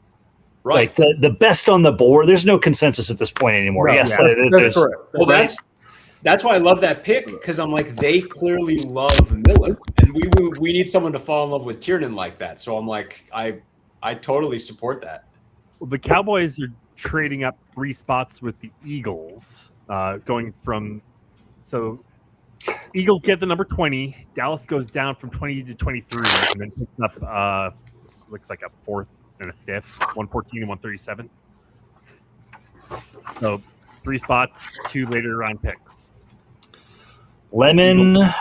Someone the Eagles want. Yeah, I think knowing they're probably going to lose AJ Brown, right? That's Lemon, or maybe Denzel Boston. Yeah, potentially Boston. It depends. I think Boston would fit that role better. Who's Carolina? What's Carolina need? Everything. Quarterback. Literally everything. Hey, Bryce, wide receiver. Oh, they might go wide out. All right down the stretch. Oh no, Panthers. It says offensive line, safety, wide receiver, tight end, defensive line. I wouldn't be surprised if they go Thieneman. I mean, this is the spot for him. He's for sure, big time value. Let's see. What pick number are we on? We are on 19. 19. And, Blake Miller was in Schrager's draft at 19, but they had him going to the Texans. Sadiq, all right, Lemon hadn't been taken yet. Mesidor hadn't been taken yet. Damn, other than that. Okay, Schrager has done a pretty damn good job. Is he on it? He's on it. The only 2 that have not been taken that were in his top 18 were Thieneman and Mekhi Lemon. That's it. He had Simpson going in the... No. He didn't have Simpson going that high. He did have Simpson later, but he had Blake Miller going 19, and he went earlier, and he went 17, so yeah, interesting. And there's somebody else that he didn't have. Hell, I don't know. Schrager had Simpson going 32. All right, Panthers take Monroe Freeling. That makes sense. Yep, it does. Oh, yeah. Oh, for sure. I need you, a big old boy, to protect the little boy back there. Yes. And he is a little boy. Hey, you got that right. Let's go. We need 3 more tackles by the rank. We can do this. We got 10. We got plenty of picks here. Yeah, we got 12 more. 12 more picks. We can make this happen. We're getting the run on tackles we wanted. Yeah. You got that right. So this is pretty funny. I don't know if y'all. So this is Philly coming up here. Y'all follow Sean Fennessy? Oh yeah. Big Jets fan. Anyway, he said an insane moment. Knicks game is in the final minutes. They lost last minute, 1-point game. Then the Jets have a pick that they completely blunder in the NFL draft, and the Mets with a 4-run lead facing the bases loaded. What could go wrong? And the 4-run lead is now a tie. Lost that one score game. Oh my god! And 1-point game, that 1-score game, and then they pick a tight end with their pick. Good Lord. That's funny. Just a confluence of errors. Jets are gonna Jets. Oh, New York. Monroe Freeling, 6'7 3/8, 315 pounds, 84.5-inch wingspan. Wow. That hand size. I don't 10 care. inches and 3/4 inch. That's a big old dude. Well, he can move. He moves better than. Better is the wrong word. He's Not better than Tiernan. He's so mobile. Here's Philly. They're absolutely trading Brown. There was no, not even thinking about waiting. Yeah. Like as soon as their pick came up, they're like, did anyone see his interview at the combine? Lemons? No. Yeah. He went into a weird trance. Yeah.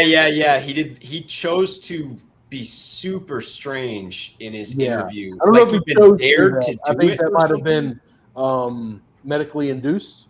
It was weird. It was almost like he was taking a dare or something. This guy destroyed us. See, we're now into the area of wide receivers who torched Northwestern. Mekhi Lemon is one of those. He did whatever he wanted against us. Were we talking earlier about having somebody should, tank the draft? Maybe Lemon was just taking the draft. Yeah, he wouldn't. This guy wouldn't take it. You don't take. Let it go to a contender. You take the. Well, listen. If so he could get Jalen Hurts to throw him the football, then congratulations. We may get into these. Everybody's smart as I thought you were. It's been working out for most of the Eagles receivers. I don't know if it's worked out for the most of the Eagles receivers. I mean, all the current ones have a ring. Organization, but not the receivers. Let's see. All right, Mekhi Lemon against. Here, let's look at some numbers. So Boston and then Omar Cooper are kind of the other two guys in the mix right now that you would compare him to. So he had a few 100-yard games. 10 for 153 against Iowa. 11 for 161. Oh, yeah, his receiving record this year was against Northwestern. Yeah. I remember. At Illinois, 151, Michigan State, 127, and Georgia Southern, 158. Wasn't on 4 catches. And wasn't Lane injured some of the year? Because there was some of the part of the year where Lane was injured, like the other wideout, and that defenses would have really been able to focus on Lemon. That must have. I would bet that was the Oregon game towards the end of the year, and then UCLA won for 32. But I guess he got hurt, didn't play against TCU. Only 2 catches against Nebraska. Now, steel yourself for Northwestern to get into this video. I wouldn't be surprised. We should say too that up until one of the most ridiculous plays you'll ever see in the end of the first half, we were very much in this football game against USC, and then things caved in. So Pittsburgh's still on the clock with under a minute to go. That says pick is in now. Oh, is it pick is in now? It always makes me crazy that our TVs are not like what happened. Just like I'm watching live. We're all watching live. It should just be live. It's internet stuff. The old man streaming stuff for me is beyond explainable. Woo! We didn't get into the Mekhi Lemon highlights. For the record, I ain't streaming shit over here. This is just TV. Oh, well, I'm on ABC. I'm pretty delayed. And mine's just on damn whatever it's called. Maybe that's my problem. Rabbit ears. You got rabbit ears? Oh yeah, I got the rabbit ears. Amazing. Yeah, old school. Well, I got tired of not being up to date with everybody. I was the one that was delayed last year. Well, maybe we'll see if this makes it better for me. I just jumped to ABC. I was on ESPN before. Yeah, I'm on the leader. So, and to Chris's point, like I'm very much aware that NFL Network often does like a better broadcast, but this is what I've watched my whole life. Like I've never known. I got guilted into this. Peer pressure is a bitch. So it doesn't go away when you get older. Gary, going back to what we were talking about earlier, so Jacoby Lane had his best games against Oregon. Okay. Notre Dame. And those were definitely, and Purdue. Those were the three of the ones where Lemon was definitely lower. That makes sense. Yeah, so I mean, those guys were pick your poison, and it doesn't look like Lane missed a game somewhere, but I can't figure out which one it was. Looks like might have been mid October. Whoever they played between Notre Dame and Nebraska. Either way, it makes sense that they were moving in concert. Did they just show? Was that Styx? That was yeah. Are they from Pittsburgh? I didn't. No, they're from Chicago. Styx played my aunt's prom at Hinsdale Central High School in somewhere circa 1973. Oh, wow. Wow. Nice. Why were they? What was that? Why? That the Renegade song. I think it's like the Steelers. Okay. That the Steelers play at their. That's right. Gotcha. Like Wisconsin's got Jump Around and Michigan's got Mr. Brightside, which every school has Mr. Brightside, but Michigan is the one that's known for it, I guess. These are college programs, Gary. You're talking about a professional football team here. I know. They have a song they like a lot. When we hosted Michigan for the Wrigley game this year, we got a fantastic Mr. Brightside Rickroll in the middle of that game. It was awesome. Oh yeah. Just like they did the Wisconsin Rickroll the year before. Right. They started playing Jump Around, and it turned into a Rickroll. That's so good. I like the Rickrolls. I turned to John and I'm like, what the hell are they? Right. Yeah. It's my 7-year-old has figured out Rickrolling. Nice. That has become a thing. Amazing. Yeah. All right. I know what the Steelers are doing. Can I spoil this one? Does it matter? Go for it. Max Iannicor. Arizona State offensive tackle. There we go. Take another tackle. Perfect. So I think when John said, "There we go," I was like, "How in the hell do you know who this guy is?" You're just chalking off tackles. Yeah, we're 2 away now. This is a thing. we really are close at this point. Yeah, this could happen. Lomu and tell me there's a chance. Yeah, let's go. Well, there's all right, they're honoring Ihanichor. Is this punt pass kick time? Is that what's going on here? Ooh, where's Andy Reid? I was about to say, where's Andy Reid?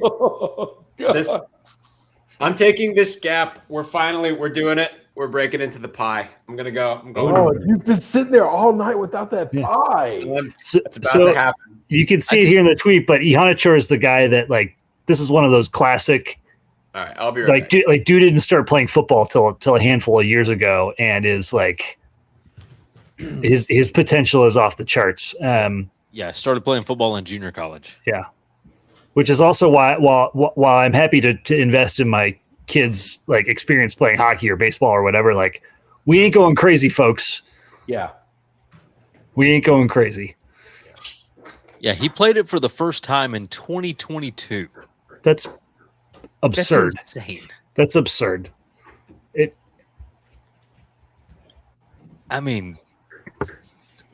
Good Lord, that's John's off, so I'll play John's role for a moment and say it's much like Ifeadi Adenabo, Northwestern defensive end in the late aughts.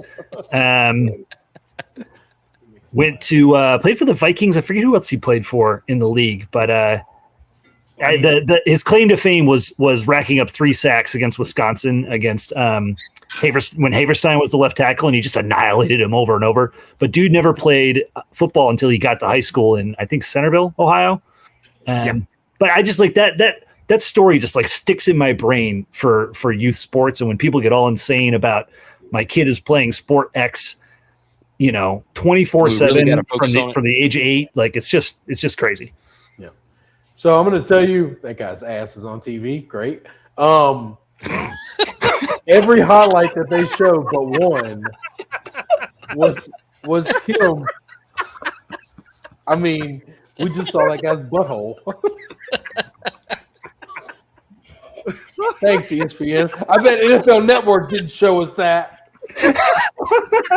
They got some damn class. Not on Rick Eisner's watch. Oh, God. All right. Sorry for children still watching. ESPN just went up a level. Just went up a level, folks. So every highlight that they just showed of this kid except one. He missed it. Oh, that's good. He's got apple pie, so he's doing better than we are. Every highlight that they showed was this kid pulling and getting out in space and blocking somebody. So it shows he's got athletic ability, man. Yeah, that is not something you would think somebody who's only been playing football for a couple of years could pick up pretty quickly. Open field blocking is not easy. You see a lot of offensive linemen running downfield and they touch nobody. Yeah, that body control, right? He can not only can he move, but he can control his body in space. That's pretty abnormal. I can't control my body in space, and I'm not nearly that large. I can't control my body in not space, so I bet I'm fatter than him. I bet I weigh more than he does, but I bet I'm a foot shorter than he is. Let's see. Man, what a classic Steelers pick too. Well done. He's 321 pounds. He's almost 6'6". All right. Well, I'm Wingspan 5'10" 83 and and 320. Is this Permani Brothers? Is it what? We're feeding the host? The game day bunch? Oh yeah, it's game day. Of course they are. Oh, y'all watching the game day film? I'm not even on that. I'm just ESPN. I'm on ABC now. Yeah, I'm on At ABC. Gary's recommendation. ABC is the only one that I can get on the rabbit ears. Peer pressure. all right, we'll sucks. switch over. I got the portable That TV is in here. that is Permani Brothers, yeah. Yeah, Permani Brothers. John, Permani Brothers. Get to ABC. It's on the desk. Speaking of delicious in food. Matlock right now. What do you think the radius for that are going? Hey, the Permani brothers. Booyah. Scuzz brings up Permani because randomly we all took a trip to Fort Lauderdale, where one of the only non-Pennsylvania Permani brothers is located. But our really good buddy Matt in college was from Erie, Pennsylvania, and was a evangelizer of said Permani Brothers. Yeah. I've never had Permani Brothers, and it's a failing. It is. Delicious. It is.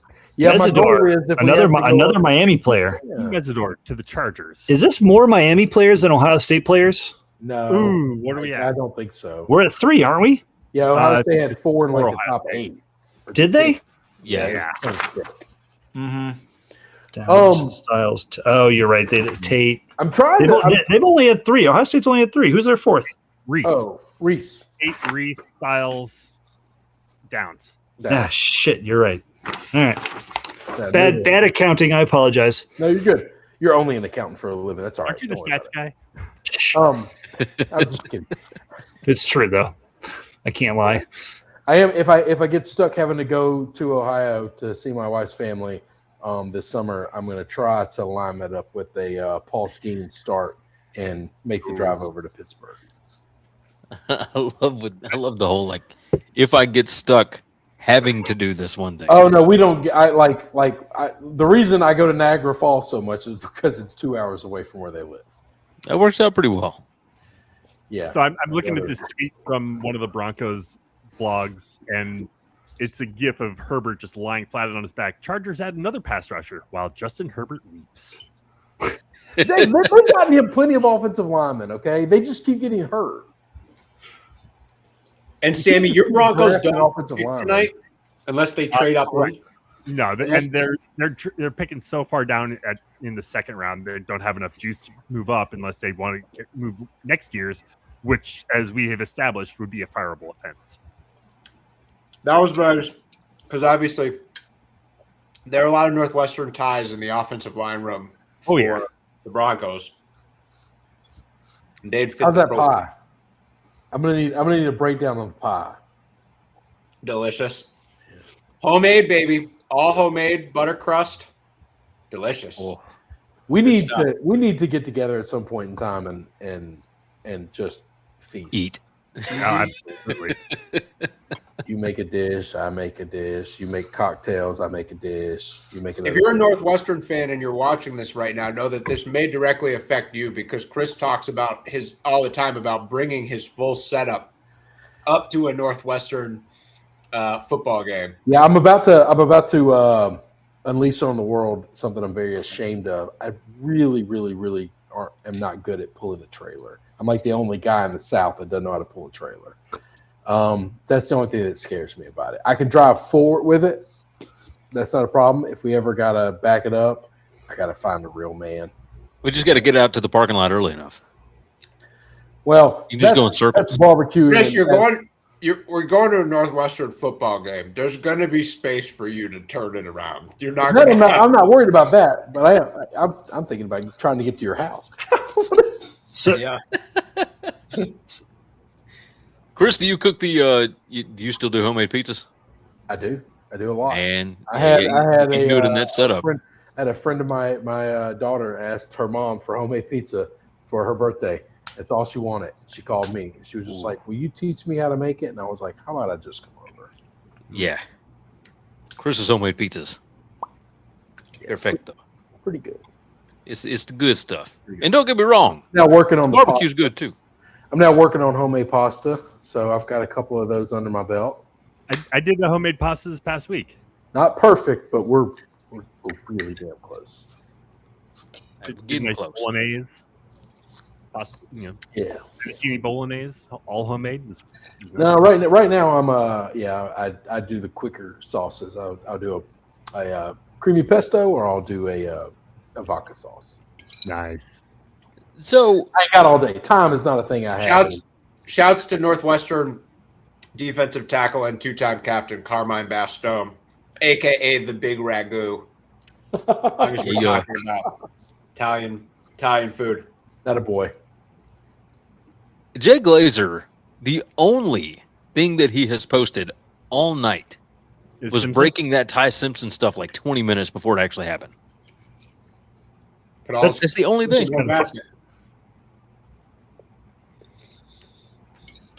Huh. Wild. He's got one piece of news. He hit it out of the park. Listen. There you go. Cheers to that. All right, Cowboys are coming up next, right? Yep. None of this stuff is leaking anymore. Nobody has any idea what's going to happen anymore. Yeah, no, it's definitely slowed down. Although the pick is in now, which means that Chris's Brownies are on the clock. Yeah, we got 2 picks in the worst draft in 35 years. That sounds like a weird Cleveland thing. The Cleveland Browns and the New York Jets got 2 picks in the first round of the worst draft ever. This is don't y'all have 2 picks in most drafts? Not after this. We're out. Okay. That is problematic. It's 9-17, and we are on pick number 23. I like this speed. I'm loving thing. this new. Yeah. I don't hate it. Bunch of 40-year-old you guys guys, loving but this I don't new hate it. universe. It made the beginning of this thing a bit frantic, but in your average year we'd be what, around like pick What's up with Rogers' hair? 19? What's wrong with him? Oh, he's partying, dude. There's something wrong with him. That's no, he's Malachi letting Moore. loose. Okay, so wait, is Roger just getting to the mic right now for y'all? Yeah, he made the announcement. No, he's well past the mic for me. Oh shoot, I'm still way behind. I blame my cable provider. Ah, there you go. That's your problem. Yeah. Even the cable providers have delays. This is the first non-Power 4 pick, right? Oh no, UCF is. What am I? No. UCF is. They're Big 12. Big 12. I'm an idiot. Yeah. Yeah. No, It's like us forgetting that Oregon's in the Big 10. I'm sorry. Historical Big 12 stalwart. What are you doing here? Central Florida. Well, you guys Is are it the claiming second- USC and Oregon. Come on. Oh no, yeah, it's not. I don't claim shit. What are we doing I here? appreciate that. That makes So wait, me real proud of you. How many? That's How not many Big sarcasm, 12 it's picks? real. Is this the third Big 12 pick? Uh, Texas Tech, Bailey. Arizona State. Arizona State's had 2, Utah. right? Arizona State's had 2. Utah. Oh, Yeah, Arizona State has had 2. They had the receiver and the lineman. Yep. all right, And so Utah, that would be Utah fourth. was, yeah. UCF is the 5th. Damn. Utah. Arizona State. Look at you. Texas Tech. So They're better. Present. That's a better conference than the 9. SEC, guys. It's facts. I don't know how to argue with numbers. The Chris, top look. 3 on the board left right now: Jamad McCoy, Tennessee, cornerback; Dylan Thieneman, Oregon, safety; Emmanuel McNeil Warren, Toledo, safety. I don't think McCoy's got a knee situation that I think is going to push him out of the first round. They really need to take another offensive lineman. They need to take all of them. Caleb Lomu from Utah is the next offensive lineman. Oh, they took I the wonder- first one from Utah. I don't know if you just saw it. There was a big Otto Graham shout out just now because they just showed a giant Jumbotron thing on the side of a building in Pittsburgh that said Cleveland Browns greatness is on the clock, which is clearly a shout out to the 1950s and the Otto Graham era. We're talking about big shout out to the era when the Cleveland Browns were great, 1950s. Otto. Who'd they pick the first time? Here we go. TC McGrath jumps in. How many teams are in the Big 12 anyway? That would be 2 less than are in the Big 10. 16. 16 Big 12 teams. 18 16 Big 12, 16 SEC, 18 Big 10.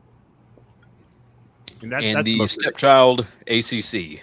I really enjoyed on the Shutdown Fullcast this week. They discussed the 74 teams that at one point have been part of the American Conference, and encouraging the American Conference to still claim the accolades of all 74 of those programs. I think it's genius.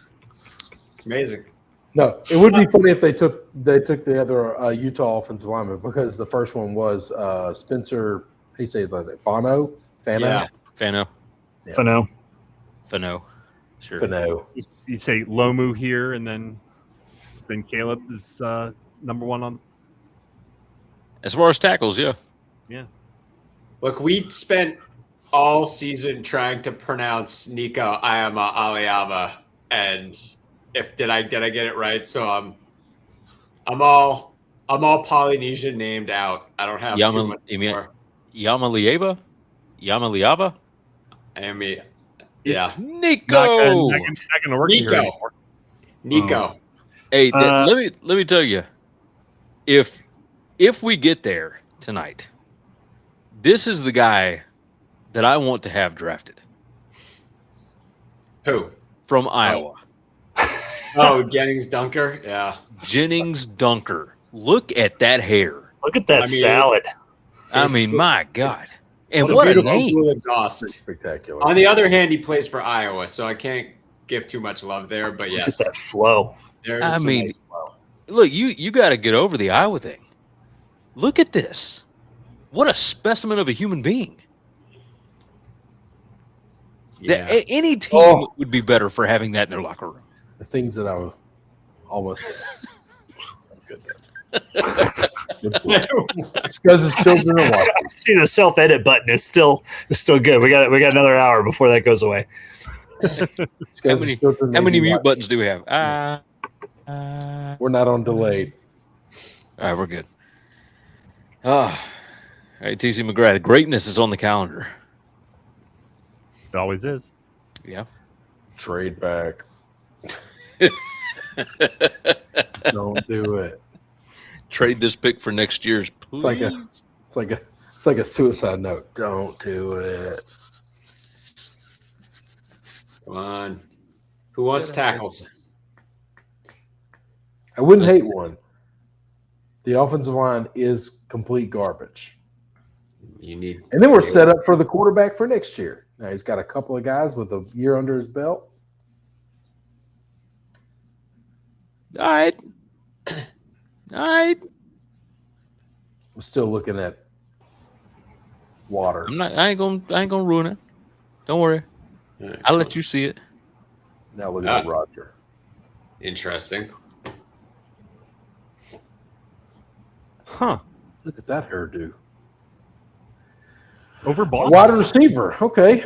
Yeah, All right. I thought this might be. I didn't think KJ Concepcion. I thought Boston, but or maybe Omar Cooper. I mean, they're all in the same. They're all in the same neighborhood. Yeah, Concepcion was wide receiver number 4 on Dane Brugler's on the Athletic. Yeah, but like consensus placement, these guys were within. Yeah, Boston was 20, Cooper was 24, Concepcion was 26, and you kind of like aggregate all the top. Yeah. You're about to see some LSU low lights here. Just be warned. or Notre Dame. I don't know. We dodged the Mekhi Lemon bullet, so maybe you'll get out of this. Oh, never mind. Was it Kelly's last game, or was it? Yeah, no, this is the one we. That's took it. Out back and put a bullet in it. Yeah. Whew. Yeah, boy. What are the Bears gonna do? Oh yeah, the Bears. Tiernan, let's go. Your boys got to go to work for the next 6 minutes. Come on, Chicago. Let's be fair. They're not my boys. They're not Scuzz's No, boys. your boy that was on the podcast. Oh yeah, Kevin Fishbane. Yeah, this is where the door. Blackout begins. I guess they soon will be John's neighbors. So, yeah, that's true. Yeah, They're not moving to Indiana? We'll see. When the shovels hit the grounds, friends. I think they're going to move to Indiana. they're not moving to Indiana. They're not moving to Indiana. Yeah, Illinois their legislature finally made some moves today that are going to unlock the whole situation. So, Come on, Tiernan, take the local guy. I dare to dream. I mean, while the Browns did need a wide receiver, man, that offensive line sucks so bad. What do the Bears actually need? edge, yeah, they could use some defensive safety. Safety. Thiemann? Are they taking Thiemann? Thiemann. Taking Thiemann. Wow. That'd be I was gonna say. I bet. That's a great pick. God damn it, Vikings. Yeah. How'd you let them go into the division? Oh, that is a great pick by the Bears. Oh, another LSU highlight. Come on, man. Yeah, it's been nothing but LSU highlights. Oh, Here's Missouri. They're roasting y'all. Which is kind of scary if that's like the only good game that he really had. well, no, it's just that's a good game that he had against a premier quote unquote brand. He was unstoppable against Notre Dame.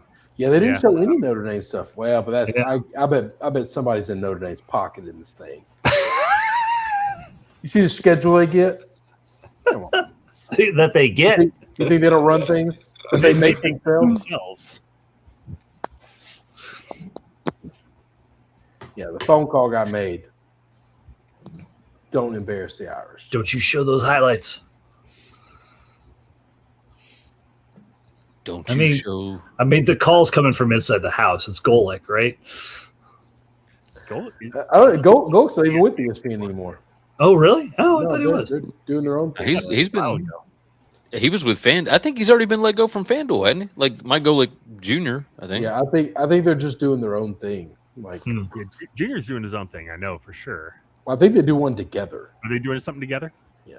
Golick and Golick or something. Yeah. But that should let you know exactly how many people listen. The fact that we don't know. Yeah. All right, let's see what we got here. Houston is trading up. Really? Trading with Trading Buffalo. with the Bills. Buffalo's going down too. Buffalo's like, give us a pick for next year. We don't need none this year. Houston needs an OT. They need a DT. Yeah, let's go. Throw more on Good Morning America. Anybody else seeing this? Am I Did you say Sharon Moore? Sharon Moore's, ex or yeah. Oh, she's going to be on Good Morning America.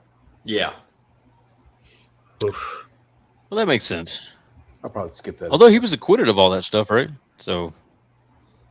I don't think acquitted is the word. Yeah, I think settled is probably a better term. Was it settled, or I thought he was like not or found not guilty? No, he avoided jail time. Yeah. Okay, maybe that's it. Yeah, so I that don't think there's been a trial yet to determine guilt. Well, that tracks. That tracks. There, yeah. Right, there are way more commercials on ABC than there are on ESPN, I think. Yeah, I think I'm going to go back. We still have. Well, I'm still looking at a commercial on ESPN right now. No, I'm going to the NFL Network. Screw you guys. They're not going to show me somebody's butthole. Screw you guys. I'm going home. Yeah. All right. So I'm looking at Ben. I get here and I'm sick. I instantly get Ben Johnson. Come on, that's what we want. Right, so the Texans they're going up for a tackle, right? I would assume so. Hope so. I would. Maybe. Everything I saw was the Texans going strength on strength and taking a defensive player. Who would be the top defensive lineman available right now? Woods. Caden McDonald. It might be Thiemann. Well, he just got picked. He just got picked by the Bears. Oh, I'm still behind. I didn't know that. Well, I haven't seen him get picked yet, but we just know he's going. Oh, I didn't know that. Yeah, they haven't announced it yet. That's it. Yeah. Okay. How did y'all know? Well, Gary put it up on the screen. Yeah, So I'm watching the TV, not us. No, I haven't seen it on TV yet. Yeah. How was that pie? How much is left? Delicious, so much. So on that topic, I asked AI to find me the Centroid of our 3 locations, and it's somewhere in the Evansville, Indiana, Western Kentucky area. So like, we can find an event. Like, let's make it happen. Roughly a 5-hour drive for all 5 of us. You don't have to twist my arm to have a good time. I'm in. This is so. Kevin Fishbane has seen no shortage of Dylan Thieneman tape. He talked about how this isn't going to be one of those guys where he has to rush to fill himself in. We've all seen plenty of Dylan Thieneman. I think we've played him 3 times. I think because we played Purdue each of the past 2 years, and then we played Oregon this past year. So we've seen a lot of Thieneman, and we're 2-1 against him. Which, again, that's because he was trying to drag Purdue's corpse for 2 years, but he's really good. He's not going to get drafted tonight, but you are about to see a Drew Aller highlight, so just buckle up for that. That's coming. Not the first time Drew Aller's been in a video tonight, but he's certainly about to get in one. It's getting there. Yeah. It's getting there. Man, look at the drip on this kid. Yeah. Oh, yeah, he's a sharp-looking kid. I mean, he had a whole gang back there. Yeah. Yeah. Like, all right, then. That's a long way from. I guess they're not in Oregon. This dude is dressed for Miami Beach. Yeah. Seriously. That's what I'm Not talking about. here. Yeah. I liked it until I realized how tight his britches were. Come on now. We're not doing that. I'm definitely too old for that. Oh, God. Here it comes. Man, we've come a long way from the neck beard, haven't Oh, we? they're comparing him. Hey, Scuzz, they're comparing him to Harris. That'll make you feel better. Ooh. They got passed on him. Oh, dang. Well, and now all anybody can talk about is how Banks has like some injury concerns, injury history. The DT from Florida that we did pick, and I'm just like, God damn. Oh, here it comes. There it is. Here we go. And here comes the freebie, and there it is. But that arm strength, though, boy, that's something. He throws those passes to the other team so hard. All right, so Houston just traded up to 26, and it looks like Miami is trading up to 27. Tackles, come on!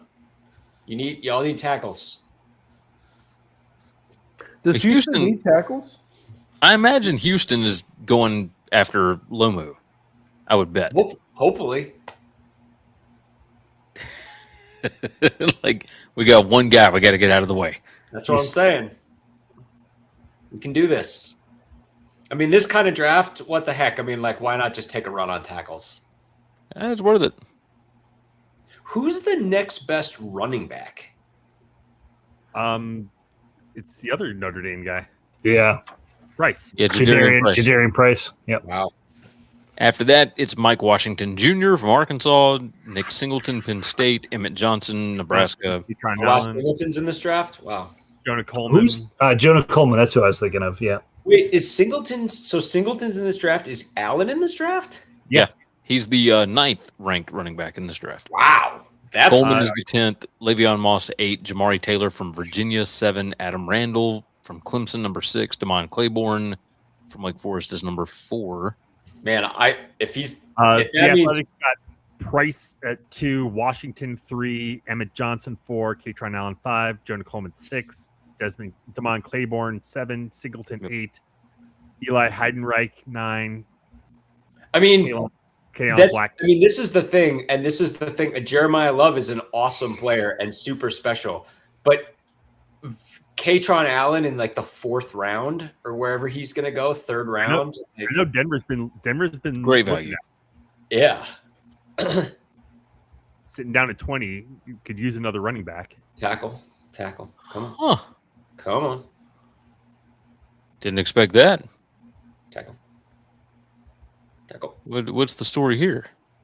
Come on. What do we got? Who are they taking? Guard. Oh, Yes, guard. taking guard. Rutledge. So I said Rutledge is as old school of a guard as you'll find in this draft. He was a riser in the process as coaches got involved. Trade terms: Houston traded picks number 26 and number 91 to the Bills in exchange for. Oh wait, no, I think that's backwards. In exchange for number 28, 69, and number 168. Was he supposed to be the the second guard off the board after Ione? Not according to the Athletic. The Athletic's got him the fourth. We got Besantis, yeah. So two just straight up guards drafted in the first round. This is another one of those like the money situation, and you're paying a lot for guards that you could typically get in free agency. So they took him at 26? Yeah. I love these videos where they have the offensive lineman hold the footballs. It's always great. There we go. 26. 19 million. Wow, that's money's pretty. Get it? Money's pretty great now, isn't it? Yeah. I guess calibrate this against like the salary cap is $300 million for this next year. Yeah. So that's maybe it doesn't actually matter if he's going to play for you for 10 years. Like, it's not quite like the WNBA where like Audie Crooks is going to be making more money this year than any WNBA rookie, right? With Oklahoma State. Yeah. These random schools that are just splashing cash around now. These random schools that have access to oil dollars. Yeah. Rolling in it right now. Yeah. Texas Tech, Oklahoma State. And then Iowa State. I just saw too, so they lost Crooks. They lost one of their other best players too. And of course, this is on the back of literally their entire football team leaving. It's like, sucks to have no money in the NIL era. They're just losing everybody. All right, so Miami traded up with the 49ers. Ooh. Lots of trades at the bottom of the draft or bottom of the first round. But no one's coming back into the first. Is that what who would come back in for? I feel like the conversation was around like, do you come back in for Ty Simpson or do you come back in for like Bain if he drops? Or so that's not what the Dolphins did. No, the Dolphins. That was the Broncos pick. That they got they went from 30 to 27. Okay. So only up 3 spots. All right, so there's still Boston, Cooper, Keldrick Falk, Avion Terrell, Emmanuel McNeil-Warren, a wide Aiden receiver McDonald. make a lot of sense here. Lomu, who makes a lot of sense. Oh, a wideout. Well, Yeah. Boston makes a lot of sense here. Or Cooper Jr. Or Cooper Jr., who they watched firsthand if they watched the national title game. This is true. Right in their backyard. Yeah. Is Hood or Terrell like Chris Johnson? There's some pretty good corners. Yeah.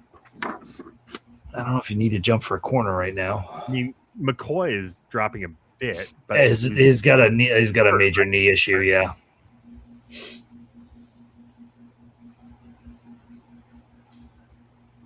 I'm looking at who's left here, and as I'm still liking Jalen Waddle better than anything on the board here. Yeah, I think you should, Sam. I think you should. I think Waddle makes a lot of sense there. It's funny, Was it 30? Yeah, 30. Yeah. Yeah. That's all right.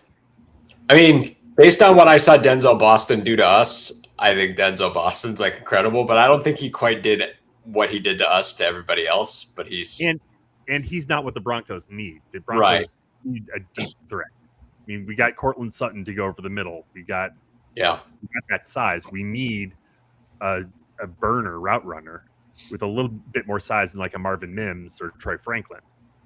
Someone who can run those. Waddle's going to be our number 2, and he's going to be awesome number 2.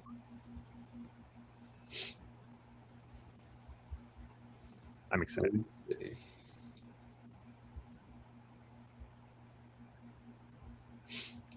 Let's see.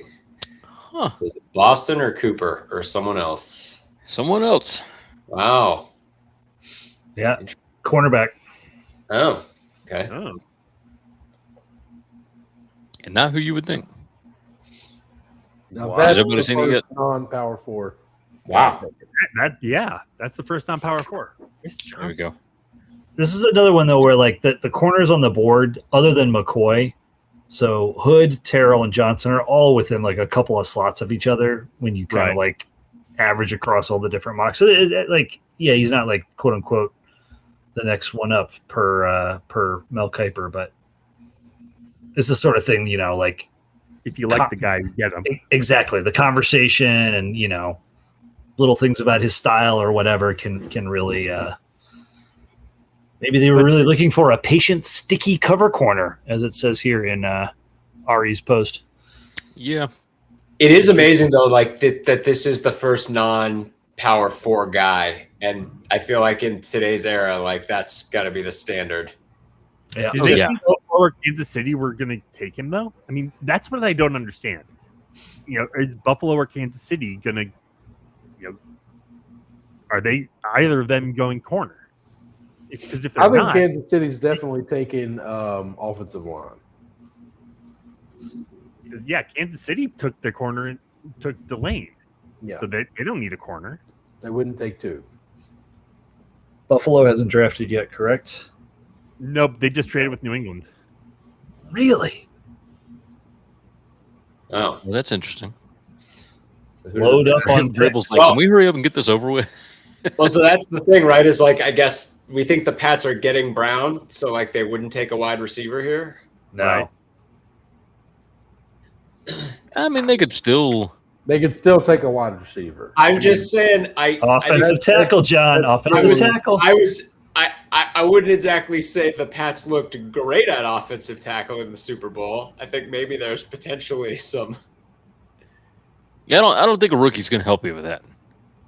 Well, it sure Not didn't, did it? Are we going to see Vrabel in the war room? I bet no. No, I think it's already been reported that he wasn't going to be there. Yeah. I mean, he spoke right before the draft. Did he? Yeah. Yeah. I thought they said he was going to miss day 3. He said he was missing day 3, but then like the other Well. pictures came out, and now he did make a statement before. Oh, Before He right might before- be there. He might be there today. I mean, he's there, but he's not. I have a different. I would completely handle this. Momu. all right. It still can happen. Let's go. 4 picks. Kansas 4 City, picks. San Francisco, Buffalo, Seattle. Oh, Come not that on. one. Hold As long as it's not Kansas City, I'm good. San Fran's pretty interesting. Come on. Buffalo's not going to pick an OT. No. Seattle's not going to pick an OT, but San Fran, KC's a wild card on it. We'll see. Come on. All right. Do it. I'm good with Lomu. Let's go. All right. Show me that war room. Who of you are not? Who's not going to be a coward? Somebody draft Caleb Tiernan. Let's go. What's going on, boys? What up, McKinnon? Hey. Just in time for the Long time no Chiefs. see. McKinnon, you're coming on just in time for your Chiefs to take Caleb Tiernan. Let's go. Man, I would be here for it, Let's go. but I do No think buts. We need. All right, I go do ahead. think we need a wide receiver or edge more than we do tackle right now. Do you really think these wide receivers are the right wide receivers for that offense? I mean, maybe Boston. I don't know. I was about to say Boston is the one I'm high on. Yeah, Vrabel's in more there. more than a lot of folks than Keldrick Falk. I mean, NFL Network showed the war room. Yeah. Classy organization. I mean, There you go. I get that I'm a homer for Falk, but I mean, watching him the last 4 years at Auburn, or 3 years at Auburn, I mean, dude's the real deal. Cooper in Boston, I don't think there's nearly enough legal troubles between those two guys to tempt the Kansas City Chiefs at wide receiver. Agreed.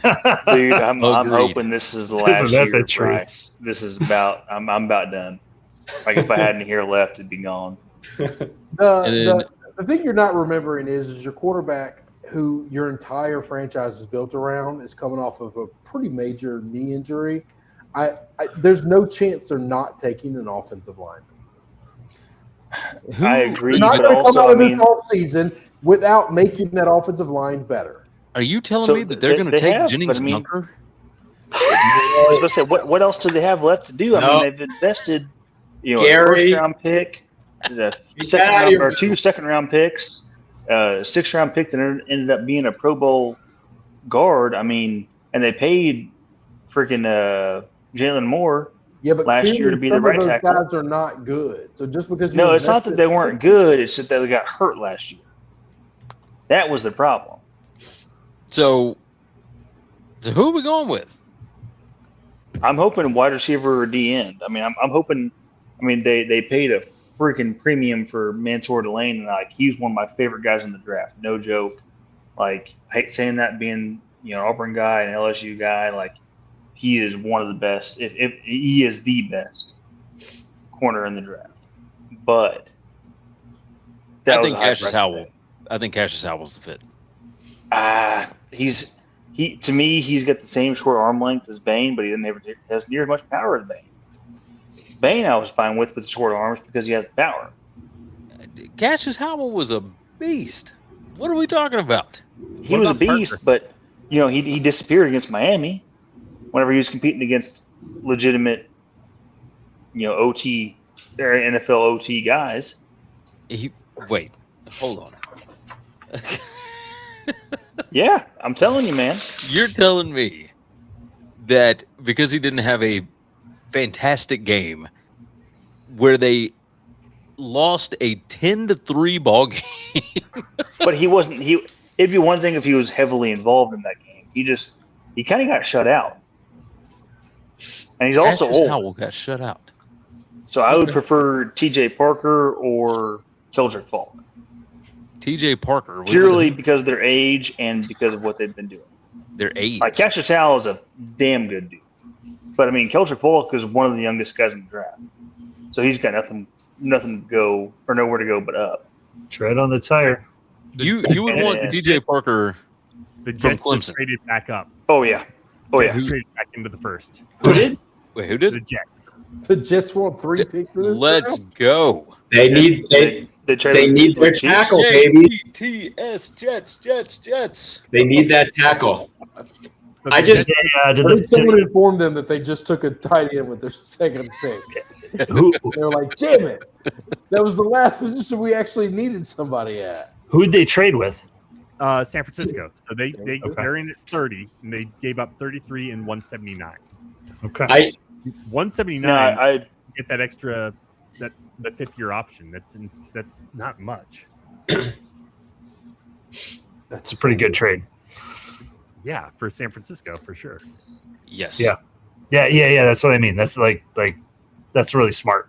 That's so weird. You'll Why would never- they do that. And they must see somebody that they want. It must be Caleb Tiernan. Let's go. You don't want him to be a Jet. I know you wanted to go to 9. No, You don't want him to be a Jet. Let's go. That poor bastard. Come on. Don't do that on him. Don't do that. They got the tight end. They got the tight They end. got the edge. They took a tight end That's last the year. thing, and they need to protect Dante Moore. They've got to be thinking ahead. The most Jets thing would be Underwood. trading back into the first round to get Jadarian Price. That would be the most Jets thing possible. Oh my God! If they yeah, but They he's a take the stud. I second mean, I best wouldn't do it running back. myself, but he's a stud. All right, Peter Woods from All Clemson. right, Peter Woods. That makes sense. That makes sense. All right. What happened to Caden McDonald? Well, Peyton McDonald, he's fantastic against the run, but Peter Woods is supposedly better against the pass. Well, which is desperately what KC needs right now. Yeah, fair. That was less of a comment on the Woods pick and more of a comment on. Well, I guess this is like the rough range you would find McDonald in. So never mind. I retract my statement. I mean, also Woods being better against the pass makes so much sense considering he's like 40 pounds lighter than McDonald. He is, and he's. I mean, they're the same age. I mean, you can't really look at that, but I mean, he is absolutely more flexible against the pass than he is the run compared to McDonald. I mean, McDonald's a freaking beast against the run. What is it? But McDonald is what? Hit or miss against the pass. This is total non sequitur, but I just got a text from my wife who is currently not in our house because she's playing bar trivia with a bunch of women from our neighborhood. They were one of the teams that went to the tiebreaker of the contest. The tie-breaking question, which my wife represented the team on, was name the total number of quarterbacks drafted at number 1 in the history of the NFL draft through 2025. Does anyone have any? And my wife won this question, not by getting it correct, but by getting it closer than the person she was up against. So, like, this is draft, like all 100 years of the draft. I don't know. I guess it's I don't think it's been 100 years. 75? I guess it just says say total number of quarterbacks drafted number 31. 1. So out of roughly 65 years. 31. Yeah, 31 sounds good. That's a good guess. It's 40. 40? I was gonna say I'd go a little higher. I'd have gone over. I'd have taken the I over. probably guessed 25, and that was closest to the pin. So wow. It's a And then John, you said the number was 40? 40. Whatever. Okay. TC jumped in. Yeah. Said, no, not that. Hold on. Oh, yeah. They brought the ringer, did they? Yeah. Well, we could tell you stories about trivia tiebreak competitions involving the Westlot Pirates. All right. Let's go. Come on. Jets taking Omar Cooper. All right. Boo. Cooper's awesome. I'm just the Jets. That poor guy. Is that only 2 Indiana Defensive end, tight end to play a wide receiver-ish position and a wide receiver. The Jets, ladies and gentlemen. Jets. We get to see the Cooper catch now. Yeah. I love that they have a catch of the year. They're wearing catch of the year t-shirts. This was the moment of the year. This and Gus Johnson's all of it. 1,000%. Yeah. This is I like when Gus Johnson hits puberty. It's really fun. Yeah. It is some of my favorite times. And the ref calling it too. Awesome. Yeah. I mean, to be fair, I mean, I'm not super happy with the Jets' first pick, but second pick. I mean, the second pick, not in love with, but I mean, the guy makes sense. But also, they gave up damn near nothing to get him. And the fact that they could still get Cooper like this late in the first round. I'm surprised Boston's still available. I mean, that guy. I think that guy's a freaking stud. What's the deal there? Like, is there a reason why he has not gone yet? It might be a medical thing. Usually when things go sideways like that. Receivers. He's just a total prototype of a certain kind of receiver that you have to watch. Like he is. Yeah. He is a pure X receiver. Yeah. Like that is 10 out of 10 what he's there for. And the NFL's gone away from over the last 2 or 3 years. Yeah, he's not going over the top on you. But no. He's 6'4", 212. He's if he goes over the top on the Titans traded back in. The Titans said, let's do insanity. Yeah. They take the Bills pick or they take the Seahawks? They took the Bills. Wow. The Bills keep trading back. Buffalo, you need to protect Josh Allen. Come on. No, the Titans have this pick now. Yeah, they do? Traded up. Well, Titans need Tennessee. Put him next to Pete. Come on. Tennessee do it. The short-armed, they could call them the T-Rexes, the short-armed duo. They could be next to each other, kicking the crap out of everybody. Guys, I have to put this on the screen just for a moment. What is it? What is it? Oh no! Underdog is killing it killing with the memes. Stings the nostrils. Yeah. Man, They don't give no fucks. Like, Caleb, come on. I swear, some of the stuff that I have read. I mean, Twitter's. Like, so this is the recap of today's events. The New York Post released damning photos of Vrabel kissing Diana Rossini in 2020 while wearing his wedding ring and 6 months before she got married. Here, we'll toss this up there. TMZ releases a 2024 photo of Vrabel and Rossini smiling together at a casino. Vrabel calls a last-minute press conference to say very little. Twitter sleuths connect the dots, showing that Vrabel may be the father of Rossini's firstborn son, Michael. that was where it went to another, yeah. Dave Portnoy, shot. former Rossini supporter, said you can't just name your kid the same name as the guy you're having an affair with. We've entered banana land with this story. Nothing is off the table. And as of 9 o'clock, Diana Rossini deleted her ex account. Yeah, that was probably that probably ought to have happened a couple days earlier. It's been a day in a week. Really quickly, this is another non sequitur. Did the Titans update their logo? They sure did. Yes. They went back to I do like the new uniforms. Yeah. Yeah, they went back to the old Oilers colors. Yeah, it's basically the Oilers uniform with a T instead of an old derrick. Which is what they did. Well, at least they did that instead of the Falcons just doing, $2.5 million and spending on, uniform upgrades and it being basically the Cardinals uniforms. So, props to the Titans. Who did they take? Props to the Titans, indeed. The Falcons have never made a bad decision, McKinnon. What are you talking about? Brother, I'm here to tell you. Oh, I know. I know. There's Falk. What do we know? Mildred Falk. McKinnon, Yeah, you boy. right.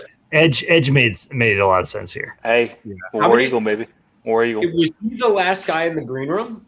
Who else is in the green room? Is Boston in the green room? I have no idea. I think they only invited 16 this year. So he must have been the last one in the green room then. I mean, they invited more, but Mendoza was like, no. Smart. By the way, Falk, here's the thing about Falk is yes, his actual numbers whenever you look at him, because I think he only had 5 sacks last year, but he was it for Auburn's defense, and he's one of the youngest. I think he's actually the second youngest player in the draft behind Arvell Reese, and he is one of the only DNs in the class that can genuinely play tackle. He is a wet dream for most defensive coordinators, and he's just young and raw. So I think they knocked that one out of the park. Yeah, late at the end of the round, sure, why not? Yeah, he was if Bain had gone where he was projected to, I think Falk was originally projected to the Buccaneers. So he was predicted way higher than what he's currently. Do we know what they gave up to get him to move back in? Not much. Because it's only moving up 7 picks, roughly. Assuming they have their second round, 4th pick of the second round. Yeah, it looks like Buffalo's now the 3rd pick in the second round. 3rd pick in the second round. So. Oh yeah. So, man, how many? So Buffalo traded 3 times? 3 times. 3 times they traded. Yeah. Yeah, that's not surprising. No, they've gotten with the old what's his nuts is their new GM Bean. That's not surprising. Yeah. What does Seattle need? A running back, cornerback, running back, edge. Here comes Jadarian Price. I think possible. I think Price makes a whole lot of sense here. Yeah. Tackle. All right. I know. I think Washington. I think Washington's better than Price. I think if Washington played on a better team than Arkansas, we would all be blowing him up now, and he would have moved. He would have been a first-round pick. Dude, you Chris, could loosen the hat. I genuinely agree with. I mean, here in the Ozarks, I mean, you either pick Mizzou or you pick the Razorbacks. And I mean, most folks here in the Ozarks are Razorbacks fans. So I mean, that's all I hear 99% of the time. Yeah, and he's really good. That kid's fast. He's got a lot of. It's just they were just. And he's a big boy. He's not one of those small like 5'9" guys that's running a 4.4. Like he's like 6'1", 6'2". He's a big boy. They're just a bad football team. Speaking of Mizzou, where's the D end for Mizzou? Where's he? Zion I Young? think he's supposed to be right around 40-ish. 34, and when you aggregate across all that. We got a couple of highlights against Mendoza playing the Cal Bears. Him against Alabama. I think it was Alabama. He just went off. I'm hoping the Chiefs either pick him or Denzel Boston or what's his face, Bell from Louisville for their next pick. I mean, they've got to get a D end and they've got to get a receiver. But I mean, thankfully this draft is relatively deep at receiver as far as guys that can actually produce. Not like all-star, or all-pro rather. Receivers, but there's a lot of guys in the 3rd and 4th round that are still fantastic receivers. The other Indiana guys. The end drops off real damn quick. All right, so we talked about with this last pick still to come. I asked about this early in the draft.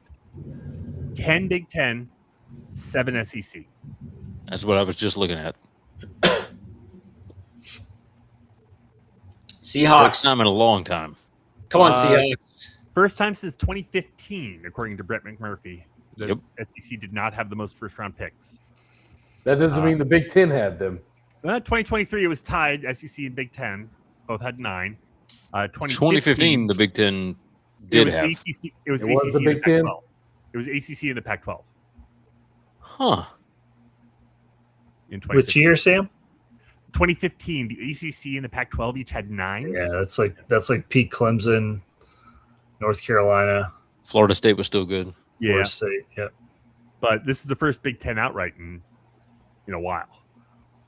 Well, you had to get to 35 teams to get there, but yeah, you know. Yeah, like the tiny SEC. And have 5 of the 11? Did you say 11? Or 5 of the 10 came from Ohio State? Yeah, you said it yourself, 5 Chris. There's only 3 good teams in the Big Ten, and then a bunch of crap. So, and if you took the Pac-12 teams out, it'd be 7-7. Oh, interesting. What if you take anybody from Oklahoma or Texas? I don't think so, right? No. Texas A&M. Nope. But yeah. Let's take your new guys and let's take our guys, kick them to the curb. I'm good with it. I mean, 7-7. I'm here for it. I don't need Texas. You get to claim Oregon. No one needs Texas. I definitely don't need OU. Being up here in Missouri, I hear enough about OU as it is. I don't need this guy. I don't need to hear any more of them. Here we go. What did we say was going to happen? Boy, this guy's going bonkers. Yeah, I feel like Goodell just told him to chill. Yeah. I mean, my God. I mean, I want to feel bad if this is like a Make-A-Wish thing. I think It is. very well might be. Oh, I'm such an asshole. God, I'm just a dick. How do I live with myself? Well, Chris, at least you said it, buddy. Oh, I know. Oh, I God. know. I've tried to be better. Listen, I've been so less unhinged than I usually are. John said something earlier. I don't know. No, don't do that. I mean, that's the Chris I know and love. No, that guy's got to die. All right, Jadarian Price. Jadarian Price. We called it. Price. I mean, considering the Chiefs have already stolen their running back, like that makes sense. Hey, man, got to get in where you fit in. We'll see him tomorrow, though. That's John, wild. 2 we'll see Notre you Dame tomorrow. running backs got into the first round. That is pretty wild. The sad part is he's that good. Like, I've watched a lot of film from Price, and he is that freaking good. Like, according to Schefter, there's never been a year which the top two running backs were selected from the same school. Wow. that's not surprising. Was the closest McFadden and Felix Jones. I was thinking Lendell White and Reggie Bush. Oh yeah, that's That or, it's got to be Lindell. That's got to be it. No, it's got to be Cadillac Williams and Ronnie Brown. Ronnie. Mm, Yeah, Ronnie. Yeah. Got So it. there's been some that are close, but clearly in all those years, there was some other running back picked in between them. Yeah. Yeah, that would make sense. There's a bunch of defensive players available at the top of the board tomorrow. Yeah, I kind of Yeah. like the second round. I think Shoot, tomorrow's see, gonna be a this good is- day. This right here is my problem with the Chiefs trading up to get Mansour Delane. Like, that dude is Yeah. as real as it gets. But There's no buts. did we no really but. have to trade up? No, Chris. Did we You really gave have to up trade almost up? nothing. Did we really have to trade up to get him? What'd you give I up? can't believe we came so close. A third We and a got fifth. all the way to Tiernan being In next this tackle. draft, no one cares about that. Those guys aren't going to matter. I say the fifth. You're probably right. Third, there's still some pretty good guys in the third. There's Zero chance. I'll make you whatever bet you want to make blindly right now that whoever gets taken with that pick, whatever organization is, wherever they get picked, whoever that is, won't matter in 9 months, 10 months. I mean, I'll bet you some barbecue versus some. You could still get some firearms training. I'll come down and give you a tutorial. D'Angelo Pons. You could still get in the third round. I'm not Yeah, saying that everybody in the third round is going to be bad. I'm saying the chances that one pick is going to be anywhere close to missing out on the best corner in the draft. It's just that's a crazy thought in this draft. Come on, I mean, there might yeah, be but 3 you still guys get- out of the third round. here's- that are going to end up being here's really my- good football players. My biggest You thing think on you're the just third going to round land is on you one can of still the get 3? what's his name from Ohio State, Max Clare. That dude is a prototypical like Kelsey replacement, and that was kind of the range. You think you last until the? I don't know, man. Travis Kelce was destroying the world with Cincinnati, and Max Clare was like just kind of okay with Minnesota. I don't know that I buy that he's a prototypical replacement. No. That's Like I fair. said, I stand by my statement. Whatever that pick is, I assure you, not going to be worth it. Either way, I hope with 40 we either get a freaking receiver or a dadgum D end. One of the two. I don't care which. I want one or the other. Like, come on. Right, so Like, of the receivers left, how is Elijah Surratt behind Ted Hurst, Malachi Fields, Antonio Williams, Jeremy Bernard? I mean, Yeah, it's I weird. would take Stroud So- above all of those guys. no, my issue with Surratt is because I really liked him coming out, and the more film I've watched of him, he kind of disappears when people can get into his grill. I mean, if Jacoby anybody Lane? can actually get up and fight with him, he disappears real dadgum quick, and that's the problem. I'm so Like if he's not getting pressed, he's genuinely one of the best wide receivers in this draft. If he's getting pressed and actually getting like physical, he disappears real quick. I mean, we That still was got some tough. names out there. Yeah. Hey, Gary, can you go to DE? Because Edge or DE? I guess. Well, what's Max Crosby play? Edge. Edge. Edge. Yeah. So Yeah, Zion so Young. Zion. Oh, and Gary, real quick, what are your thoughts on Jeremy Bernard? I've been trying to place him this year, and I can't really. He's a I want to Swiss say Army he's knife. second or third, but I'm. He's a Swiss Army knife. He can do anything you want him to do. He played quarterback in high school. He's fantastic. Like, is he the fastest receiver on the field? No. But I he's, mean, after watching but- all the years we have of all the guys that are 4 or 5 guys that end up being all pros and Hall of Famers. I mean, I don't. What's the kid that played at South Carolina that went to the 49ers? That kind of did everything. Shit. Um, Not Debo, is it? Yeah. Debo. He's a poor man's Debo Samuel. Okay. He can play running back. He can play wide receiver. He can play any position wide receiver. He can play quarterback. Like, he's just. Who's he that? just I does knew everything. he was pretty high floor. but I wasn't sure kind of what his ceiling looks like. R. Mason Thomas is still on the board. T.J. Parker, Cassius Howell. Yeah, there's a lot of good edges. Yeah. Yeah, we can do all right on the edge. Sneaky pick in the third round, fourth, I think, is Kieran Crawford. Crawford? I swear on my life. He's up there in like the 4 or 5 range, I think, from the list you have. But I mean, he's no boy. He's a very, very pass specific D end. Like I wouldn't put him out there all 3 downs, but that old boy gets after the quarterback. He'll be a day 3 guy. Yeah, I think he's a linebacker like or an third, edge. 4th round. No, he's an edge. So I wanted to see edge because the top 3 picks of the second round, right there. San Francisco, Arizona, and Buffalo, all need edge.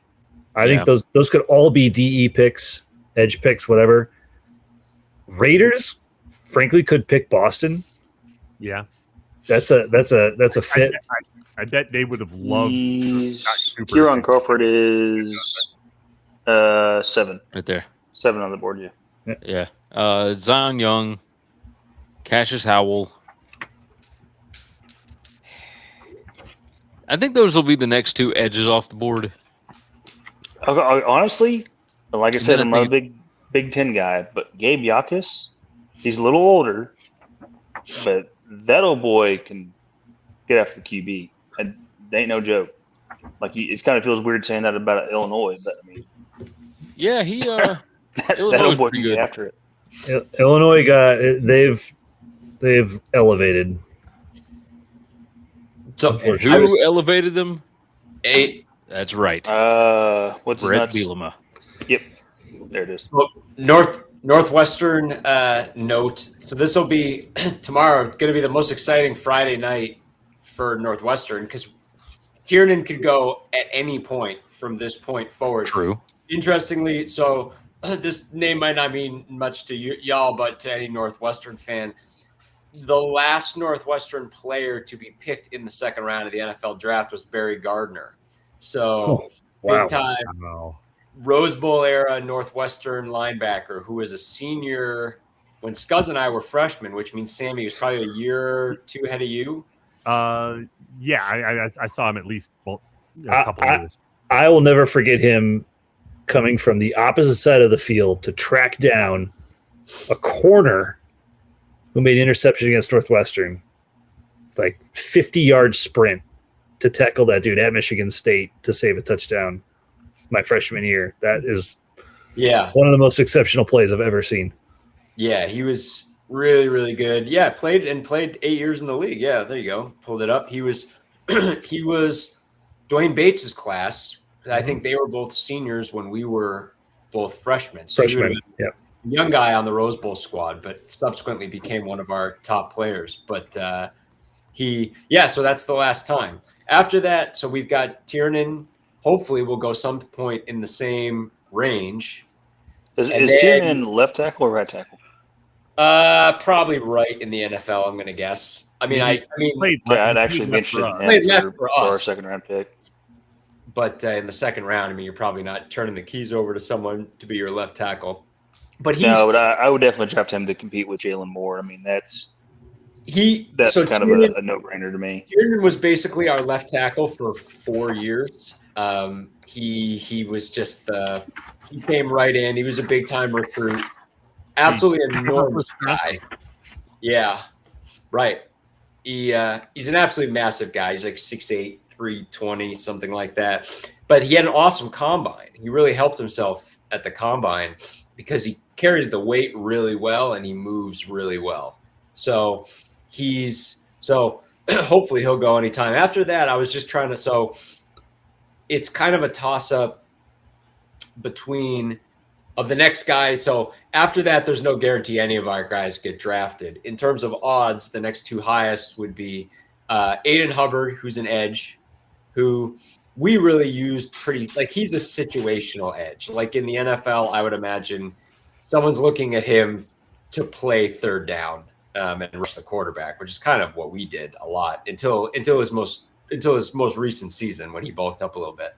And then the other interesting one that we were talking about with Kevin Fishbane is Evan Berenson, who played for North Dakota State, was an South Dakota State? South Dakota State. South Dakota State. Was an FCS All-American and then played 1 year for us. And they really made it clear that I guess he's really helped himself a lot by moving up. Like they think that that he was getting some Big Ten tape was really helpful to him. We actually had an awesome line this year. We had a top 5 line in the conference, and we've got a total of 3 guys probably who are looking to get drafted. Including, that's one thing that's kind of funny about Northwestern. I mean, they're, obviously not what we would commonly consider a football powerhouse, but I mean, they put out some linemen, man. I mean, that seems considered like year to year they always put out at least 1 to 2 good offensive. Wait here, come here. Let's see the champion come in. Look. Tiebreaker. I was second. There you go. Second, because I was closest to the number of quarterbacks drafted first. You were since up to 2025. The room here had 31. You weren't too far off. You you guys were better than me. But 25. But my competitor guessed 25. We only do this for a living. Yeah, okay. I didn't see I'm just a hillbilly, so I'll take the credit where it lies. The male against me guessed 60. 60 is a little high. 60. Yeah. Was it Price's Right rules? Yeah. But I will say, I got to shout out my neighbor Jackie. She crushed putting in order the number of most frequently drafted positions out of the ones they gave us. 4 in a row, we got them perfect. What were the I positions? believe it was quarterback, edge, cornerback. They didn't give us quarterbacks, so they kept that out of it. It was out of the pool. I'll give it to you in the order they gave us: defensive linebacks, defensive. Defensive line? Defensive backs. Defensive backs. Defensive linemen. Defensive linemen. Offensive linemen. Offensive linemen. And running backs. Oh. Put them in order of number of how often they're drafted. O-line. So let's see how well we can do. I think O-line's number 1. O-line, D-line. D-line. D-line, linebacker, running back. Linebacker, running back. You're wrong. Running backs was first. Really? And our neighbor because it's history. Yeah, we're thinking of drafting tonight. Yeah, that's right. Yeah, 2 got drafted, 2 Notre Dame running backs in the first round. But anyway. Well, good job. Hey, did you make that pie? No, I made it. He made it. He made the pie. Chris. I just Chris, you wound me. I didn't wound you. I just asked a question. You didn't say you made the pie earlier. He did. He also didn't offer to share any, Carly. Jerk. Delicious.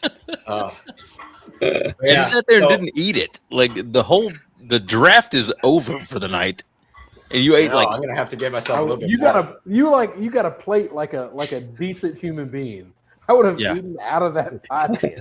Wow, would have demolished that. I'm not a big pie guy, but in the GLP era now. That's all done with science, Chris. That's all done with medicine at this point. There's otherwise I would have plowed through half of that pie by now. Yeah. So we've got Hubbard, Berenson, our center Jackson Carcello, hoping for the end of the draft, and then maybe our 2 interior defensive linemen, Carmine Bastone, hoping for the end of for late rounds. Najee Story, our other defensive end, I guess, kind of hoping for late rounds. They're kind of sort of opposites. One's kind of like you're 6'4", 300-pound, and then Carmine's only 6'1". But Carmine Bastone turned down Cornell to come to Northwestern, to walk on at Northwestern. Went from walk-on to scholarship, 2-time captain, wore the number 1 his senior year. Now he's trying to get drafted into the NFL, and mechanical engineering degree from Northwestern University. Nice. That's So this little boy's going to be rich no matter what he does. Yeah, that ain't bad. He should be pretty wealthy now. Surely the last couple of years he's captain. He's got a couple of NIL dollars, right? No offense to my alma mater, but I mean it's a little better than the University of Memphis degree. He's just a touch. Yeah, just a touch. Well, He's definitely got some NIL dollars. Yeah, Carmine's done. Good. I'm glad. He's great, and we've gotten to know his family, and his dad is a live wire who may be watching right now. I don't know, but cheers to that. There's a group. You Northwestern boys will probably be proud of me, and I don't know how Chris and Gary feel about it, but I'm actually getting my MBA from Auburn right now, so I actually will finally be a freaking alumni. Good on you. Congrats! Of course, we're happy for that. Finally. We wish it was somewhere else, but can't all be winners, Gary. So Northwestern doesn't have an undergraduate business degree. Really? You can major in econ like Scuzz did, but we have a graduate school of business that is, I think, in addition to just being generally attractive in general, for incoming grad transfers, that's a chip we get to play. Sorry, sneeze. That like some of these incoming guys know that they can pick up, a graduate, an MBA from Kellogg. Yeah, I was kind of surprised you don't have it as an undergrad. I mean, that's Northwestern's one of them schools. Like you say it whenever it's on a resume or anything else, and like catches eyes real dadgum quick. Yeah, it's fascinating, like the Kellogg. But I mean, it's funny, like because Indiana notably does, and you sure saw that, boy. Like all that. Yeah. Undergraduate Kelly School of Business money came pouring in the second they got good at football. They got all kinds of bank. But all right, let's look through Schrager's draft right quick. Okay. All right. Simpson was in. He missed Young. He missed McCoy. He got Lawrence. He got. So you get credit for if the player was in your first round, but you think they're going to get drafted? For him, I'm just going to have. I mean, I would give him credit for that, especially with how crazy this draft was. Lomu, he got. Peter Woods, he got. TJ Parker, he missed. So that's 3 that he's missed so far. Denzel Boston, he missed. That's 4. Falk, Freeling, the Arizona State OT, Cooper, Blake Miller. Then I think he nailed. Well, yeah. Once you get to the top, like if you have somebody in your top 10 or 15 and they don't get drafted at all in the first round, then you've pretty messed up. Yeah. Right. So like you're guaranteed. So. You're guaranteed. 12 of these, no matter what. But he got 28 of 32. Yeah, I was going to say this is actually pretty impressive. I'd be interested in grading it. Like the top half, you need the right order. The bottom half, you just need the right players. Yeah, I would think that. Yeah, he got most of the top half. I think some trade. Look, I love Traeger. It's awesome. He's somebody that I really enjoy listening to. That's good. He comes on Bill Simmons' podcast a lot. That makes me happy. This is what you do for a living, man. Okay, you're good at your job. All right. Yeah, but there's a lot of guys that also do this for a living that are nowhere close. But they shouldn't. Then they shouldn't do it for a job. See, like I said earlier, Chris, a lot of them old boys, like you always say, they wouldn't have a job if they didn't do shit like this. Let's see. Sam, we've probably already covered. When does your team pick? 60, I think. Wow. There we go. Jalen Waddle. You got it. But maybe I'd take Waddle. Yeah. Maybe you'll talk. I mean, Kevin Fishbane did talk about this, like potentially if there was a team that would move up in the second to take Caleb Tiernan, it might be the Denver Broncos. You'd probably have to put something together. I mean, I wouldn't hate it. Would make a lot of sense. We're at 62, and we don't have a ton of draft capital because we gave up our third as well to get Waddle. The missing piece is that like Denver Broncos have 2 former Northwestern offensive linemen in their coaching staff, which is Streif and Austin King. Stephen Austin King. And Lou Ianni is their running backs coach, I believe. All of those guys were at Northwestern when we were at Northwestern, basically. King is in Scuzz and I's class. Streif was, I think, a freshman when we were seniors, I think. Which makes me feel really old because that guy was in the NFL forever. And it's like a guy who had a decade-plus NFL career and now has been coaching and has worked his way up. He's younger than us. Yeah. Yeah. Chris, your quote was these guys would be PE teachers if it wasn't for coaching football, That's right? right. That's what it was. Yeah, I think that's right. So, but we could have nailed it. Oh, the missing man that we have to mention too, the other guy, offensive lineman we didn't mention going through all those guys, is Josh Thompson, who played for LSU this year, played the previous 3 years for the Northwestern Wildcats. He's someone also that we're like really he could be, of all of these guys, he could be the first of any of them to go. I think his grade is maybe like as high as like 4th round, something like that, and we'll see. And I mean, but of all the guys that we mentioned, he could be the first guy to go. He's someone. These guys all have special places in our hearts, but Sam and I met his dad for the first time and had a long conversation with his dad about our podcast, and a bunch of other stuff before the UTEP game. And his son had never started in a football game when he came and found us to talk about the podcast. And his son went in at halftime of that game and never looked back, and has been a starter in his entire career, 33 total starts since that point. So hopefully he gets off the board. Yeah, I could see it. I could see. I mean, with that many starts, I mean, you have to. I mean, that's bare minimum. That's worth taking a swing on somebody in the 2 big conferences too, like in the Big Ten and the SEC. So hopefully starts matter. I mean, we're seeing that way in hell. I mean, I I'm not a huge fan of Bo Nix. I mean, especially since he went to the freaking Broncos. But I mean, with how many freaking starts that guy has, I mean, it's no wonder he's been relatively successful in the NFL. I mean, you have to look at your starting time in college to, have better translation rates into the NFL. I have nothing but love for Outback Bowl starter Bo Nix. He's just believe that.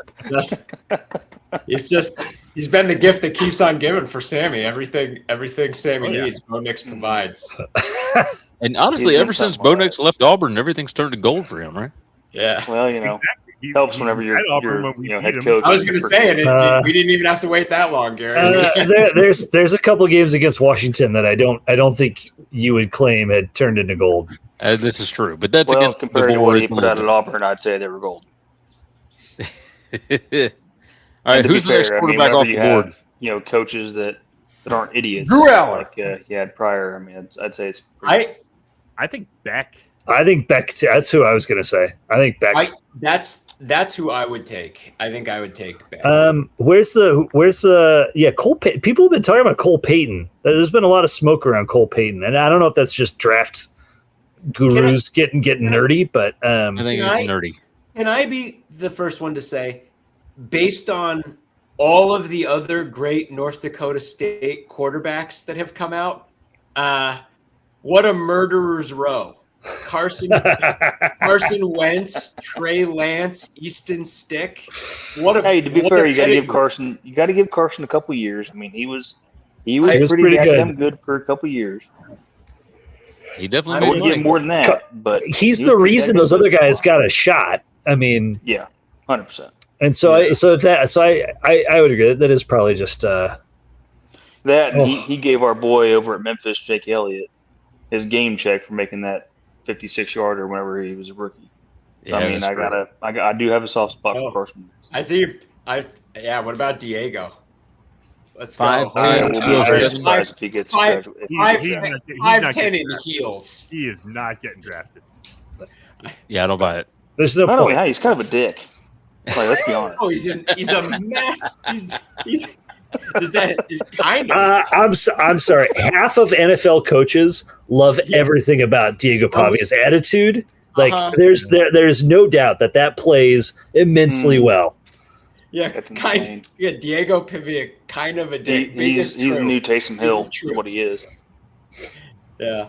He's not tall enough to be Taysom Hill. No, he's not. No, I actually really like Nussmeier. I mean, like I said, I'm not a huge LSU fan, but I mean, his 2025 tape, and he was playing through a ton of injuries, You turn on a 2024 tape, he is a genuine NFL QB. Jack at 6'5", 230. Like I think that's the biggest thing. I think Nussmeier's injuries are going to play against him, at least as far as like 100%. Being drafted. Like he needs. I mean, if it were my money, go to a team you can, in the third round, you can sit for a year or two and actually get healthy. Taken right now. I don't think we see a quarterback drafted tomorrow. I think the next one's going to be off in like the 4th or 5th. I wouldn't touch any of these guys. No, I mean, the Jets are not day two. Drew Aller. That's in play. The Jets. Like I said, Nussmeier. I mean, he's got a funky ass name, but I mean, his dad. Good. The Saints, right? The Saints. I mean, that would be cool to see him go to New Orleans. Yeah, he definitely have a lot of love there. It makes sense. So I mean, Taylor Green, I know, is one. What's his name? Shuck, something like that. Tyler Shuck. Tyler Shuck. Yeah. I mean, you think they'd go out and draft another guy with him being so young? Young, is that a real word we're using with Tyler Shuck? Well, I mean, he only played like 8 years in college. He was a rookie. He's in his second year. I mean, you got to give him credit. I mean, Brian Brom tutelage. I just like at a certain point, there's only so many practice snaps to go around, and unless you're just bereft of second and third option QBs to play your practice squad and to play your scout team, there's no point spending a draft choice on these guys. Well, don't tell the Eagles that. They have built a monster of a roster by drafting quarterback after quarterback after quarterback. Well, How many guys right now, like of the quarterbacks left, Moore's better than all of them. Yes. I like Chambliss more than all of them. I'm maybe a giant Chambliss Kool-Aid drinker. I mean, I really like Chambliss, but he's a little short. The US for being like US first round. guy. Why am I blanking on the USC guy? Jaden Maivia. Yeah, Maeva. Jordan Maeva. I'd put him above. Yep.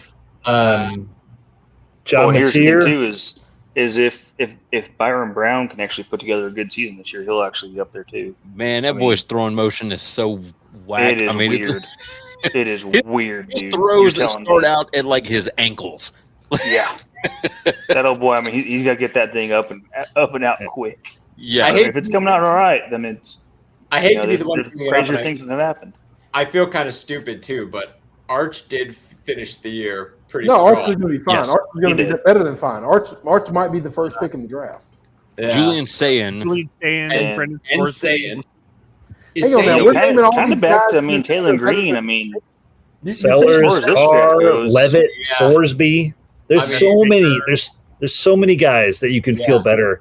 I mean, like, there's 15 guys that objectively were better than Drew Aller last year. Yeah, correct. And the year before. Chris, what were you saying? Yeah, we're talking about this as if that they're all better than the guys that are left. 80% of those guys are better than both quarterbacks that got taken to date, and 100% of them are all better than Ty Simpson as well.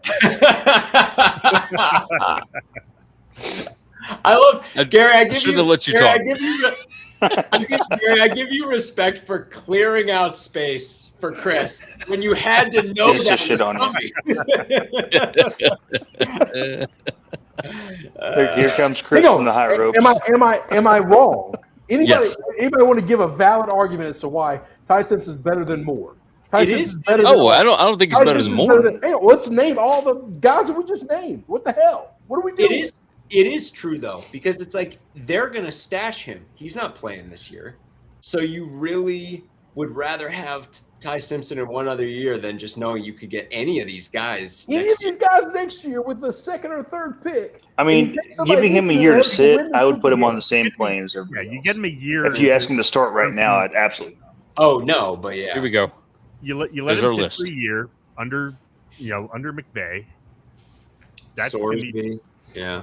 All right, Moore, Manning, Sayin, Sorsby, Carr, Lenore Sellers, Lagway, Nico. Sellers, I'm kind of out on. I mean, he gets hurt too often. No, I can't wait till this year. I will say too. Who is Elijah Haven? He gets hated on Nico deserves to be on this list and was awesome this year. Nico was everything. Hey, if you're wearing pajamas at a workout, I got a problem with you. Yeah, and he was doing that in high school. He was legitimately wearing pajamas. Well, yes, I don't know want that guy to be that my that QB1. necessarily. I don't think that's He was their whole team, and when we played them, like the whole week, like the tape at the start of the season, when they still had Tino Sunseri calling plays for them. Yeah, literally without him, they would not have scored a point. And then they went on that hot streak when our boy, our current QB coach Neuheisel, knew how to turn him loose, and he went off. But what a gifted quarterback. I'm not saying he's better than any of the other guys we've talked about, but Gary not knowing who Elijah Hazel is, he's only the number one quarterback coming out of the 2027 class, and he's probably committed to Alabama. That's it. I can't keep up with it. I can't keep up with this crap anymore. Like it is too much to keep up with. Dude, transfers have made it all we didn't have so to freaking hard to keep up with stuff, so we just had to keep up with high school kids. Exactly. Yeah. And on top of that, why is it on this list?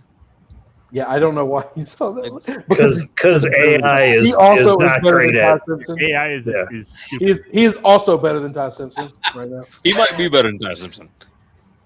I think the guy that they got right now might be better than Ty Simpson. Yes.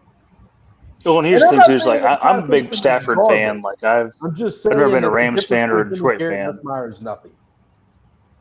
So I would take Simpson over Sorsby, Sellers. I'm telling you right now that